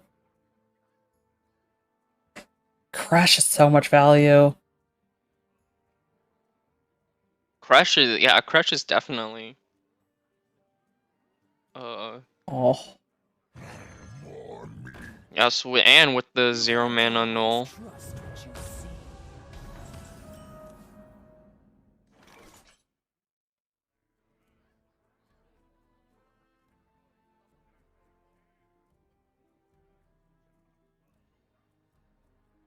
Could go for the Cutlass and attack into the Null and then play Tooth of Nefarian? Okay. Yeah, I think that is the play that Mighty is going for. I like it because my initial thought was coining out Vessel, but Yeah. I like coining out Krakatoa next turn Yeah. better. Could be considering that here too. Could be the Shivery Timbers just for the 2 damage. Bring a sword to a fish fight. I'm gonna Shadow Step it. Decides instead to Shadow Step to clean off the 3/2. Yeah, I think this is pretty interesting. It does leave the coin Krakatoa for next turn that you talked about. But if this doesn't get cleared somehow, like, for example, Ragzoni wanting to develop the minion that was discovered last turn, then Shiver Their Timbers does put in some extra work. Never bring a sword to a fish fight. But yeah, as we see, Ragzoni does just have their own fillet fighter, so gets to just clear that fillet fighter up. So Shiver Their Timbers, not gonna get the 5 damage value here. Could get it in the same turn as the Vessel coming down, though.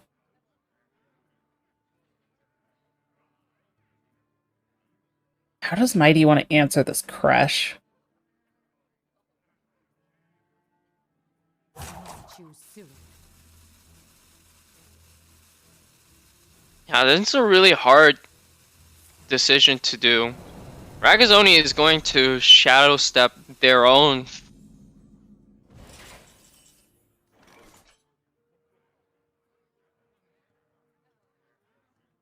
Well, Ragazoni does technically have an answer for just place the Vessel instead. Ragazoni, not Ragazoni, Mighty. Mighty could have Extortion, Wicked Stab, then attack with the weapon. But instead chooses to just say if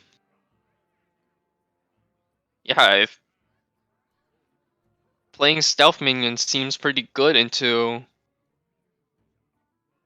a minion like Crush because Ragazoni cannot proc any armor. Yeah. Nor I mean he can by hitting his own minion with a spell or with like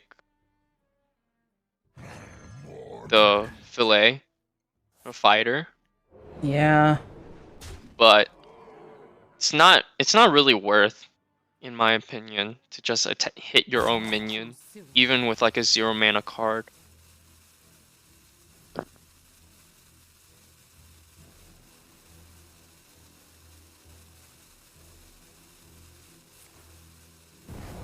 Oh, this is interesting. Ragazoni just gonna go ahead and play the Wicked Stab, send it to Mighty's face. I think there is a lot of potential here, though, for Mighty to be able to have a pretty big swing turn here. Gonna go in on the Krakatoa. Could use coin. Krakatoa coin into the 5 damage Yeah. Shiver Me Timbers is really good value. Even though Ragazoni will gain the 8 armor. Mighty has a really threatening, scary board. However, Ragazoni does have Mr. Smite, Fillet, Shadow Step. Is that... Never bring a sword to fish. I don't know if that's lethal. Oh, with the shadow Isn't it? step. Yeah. He didn't attack with the Mr. Smite yet. Is this lethal? Yeah. Wow. Oh, it is actually lethal. So I did... Well played. Caster Curse. Whoa. Oh my gosh. I cannot believe we just saw the sweep. Yeah. Ragazoni struggled to win Oh. with the Rogue in the first match, but this match, Rogue won on first try. Yeah. I'm really curious if the changing up the ordering of what decks got played made the difference there or not.